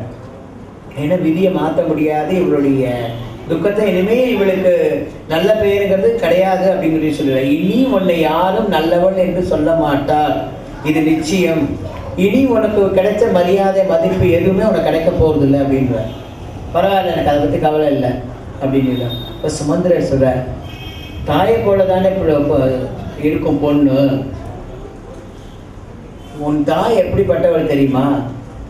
கேக்கைய ராஜனுக்கு வந்து என்னன்னா, ஒரு கந்தர்வனால சில பாஷைகள் எல்லாம் தெரியும், ஒரு அதாவது உயிரினங்கள் என்ன சொல்றதோ அது பேசிக்கிற பாஷையெல்லாம் தெரியும். ஒரு வாட்டி கேக்கையன் படுத்துட்டு இருக்கான். கைகைய செயல் எப்படின்னா, கிட்டத்தட்ட அந்த கைகையினுடைய அம்மாவுடைய செயல் எப்படின்னா, அந்த தான் பிடிச்ச முதலுக்கு 3 கால்றவர் தான், சண்டித்தனம் நிறைய உடையவர். கீழே எறும்பு போயிட்டே இருக்கு, இந்த எறும்புகள்லாம் ஏதோ பேசிட்டு போகுது, அதை நினைச்சிட்டு கேக்கையன் வந்து சிரிச்சிடறான். யாரை பார்த்து சிரிச்ச? ஆரம்பம் கைகையினுடைய அம்மா கேட்குற, யாரை பார்த்து சிரிச்ச, நீ என்ன பண்ண? இல்லைம்மா, அந்த எறும்புகள் ஏதோ எறும்பு பாஷை உனக்கு எப்படி தெரியும்? அந்த மாதிரி கந்தர்வன் எனக்கு வரம் கொடுத்துருக்காங்க. அப்போ அந்த எறும்பு பாஷை என்ன சொல்லிட்டோ அதை சொல்லு, அப்போ தான் நான் நம்புவேன். நான் சொல்ல முடியாது, சொன்னால் என் தலை சுக்குநூறாக வெடிச்சிடணும். உன் தலை சுக்குநூறாக போனால் எனக்கு என்ன வந்து என் தலை இப்போ வெடிச்சிடும் போல இருக்கும், முதல்ல அந்த விஷயத்த சொல்லு அப்படின்னு. நான் சொல்லக்கூடாதுமா, அப்புறம் உன் கணவனுக்கு ஆபத்து வரும். என்ன சொல்கிறாரு, நீ சொல்லலைன்னா நான் தற்கொலையே பண்ணிடுவேன் அப்படிங்கிற. நான் சொல்ல மாட்டேன், எனக்கு உனக்கு வந்து கொஞ்ச நாள் அவகாசம், நீ சிரித்தது காரணம் எனக்கு சொல்லலைன்னா நான் நிச்சயமாக என்னை மாறிச்சுப்பேன் அப்படின்ன உடனே திருப்பியும் அந்த கந்தரோட மனசில் நினைக்கிறார் கேட்கேன்னு வர, இப்பேற்பட்ட மனைவி உன்னிடத்தில் இருப்பதை காட்டிலும் இல்லாமல் இருப்பதே மேல், நீ சொல்லாத, இந்த விஷயத்தை சொல்லாத. அப்போதான் கேட்கையனுக்கு தன் மனைவியினுடைய செயல்லாம் தெரிஞ்ச உடனே மனைவியை தள்ளி வச்சிடலாம் அப்படிங்கிறது ஒரு ராமாயணம். அதை சொல்ற, உன் அம்மா புத்தி உனக்கு வந்துருதேங்கிற. இன்னொரு ராமாயணத்தில் அந்த பூர்வ ஜென்ம வாசனை இவளை விட்டு போல, அந்த கலகைன்னு சொன்னோம் இல்லையா, அவள் தான் இவள். இந்த பூர்வ ஜென்ம வாசனை போல இருக்கு, அதுதான் இவன் வேணுன்றதை அவள் வேண்டான்னு சொல்லியிருக்கான்னு சொல்லிட்டு இன்னொருத்தர் சொல்றார். அப்போ நான் ஒன்று இங்கே ஒன்று கைகேசி வாதாடல, நான் என்ன தப்பு பண்ணேன்? எல்லாரும் என்ன சொல்லலையே, இந்த பரம்பரையில் நடந்துட்டு இருக்கு. அன்னைக்கு சகர மன்னன் என்ன பண்ணா, அசமஞ்சன நாட்டை விட்டு தொலைத்தலையான்னு சித்தார்த்தங்கிற அமைச்சர் கேட்கிறார். வாயை மூடு, இதுக்கு மேலே நீ பேசாத. அசமஞ்சனை என்ன தப்பு பண்ணான்னு உனக்கு தெரியுமா? அவன் கொலைபாதகம் செஞ்சான், அதனால மன்னன் வந்து என்ன பண்ண தண்டனை கொடுத்தான். மகன்னு அவன் பாரபட்சம் பார்க்கல, ஒரு அரசனா இருந்து ஒரு நீதியை சொல்லியிருக்கான். அதான்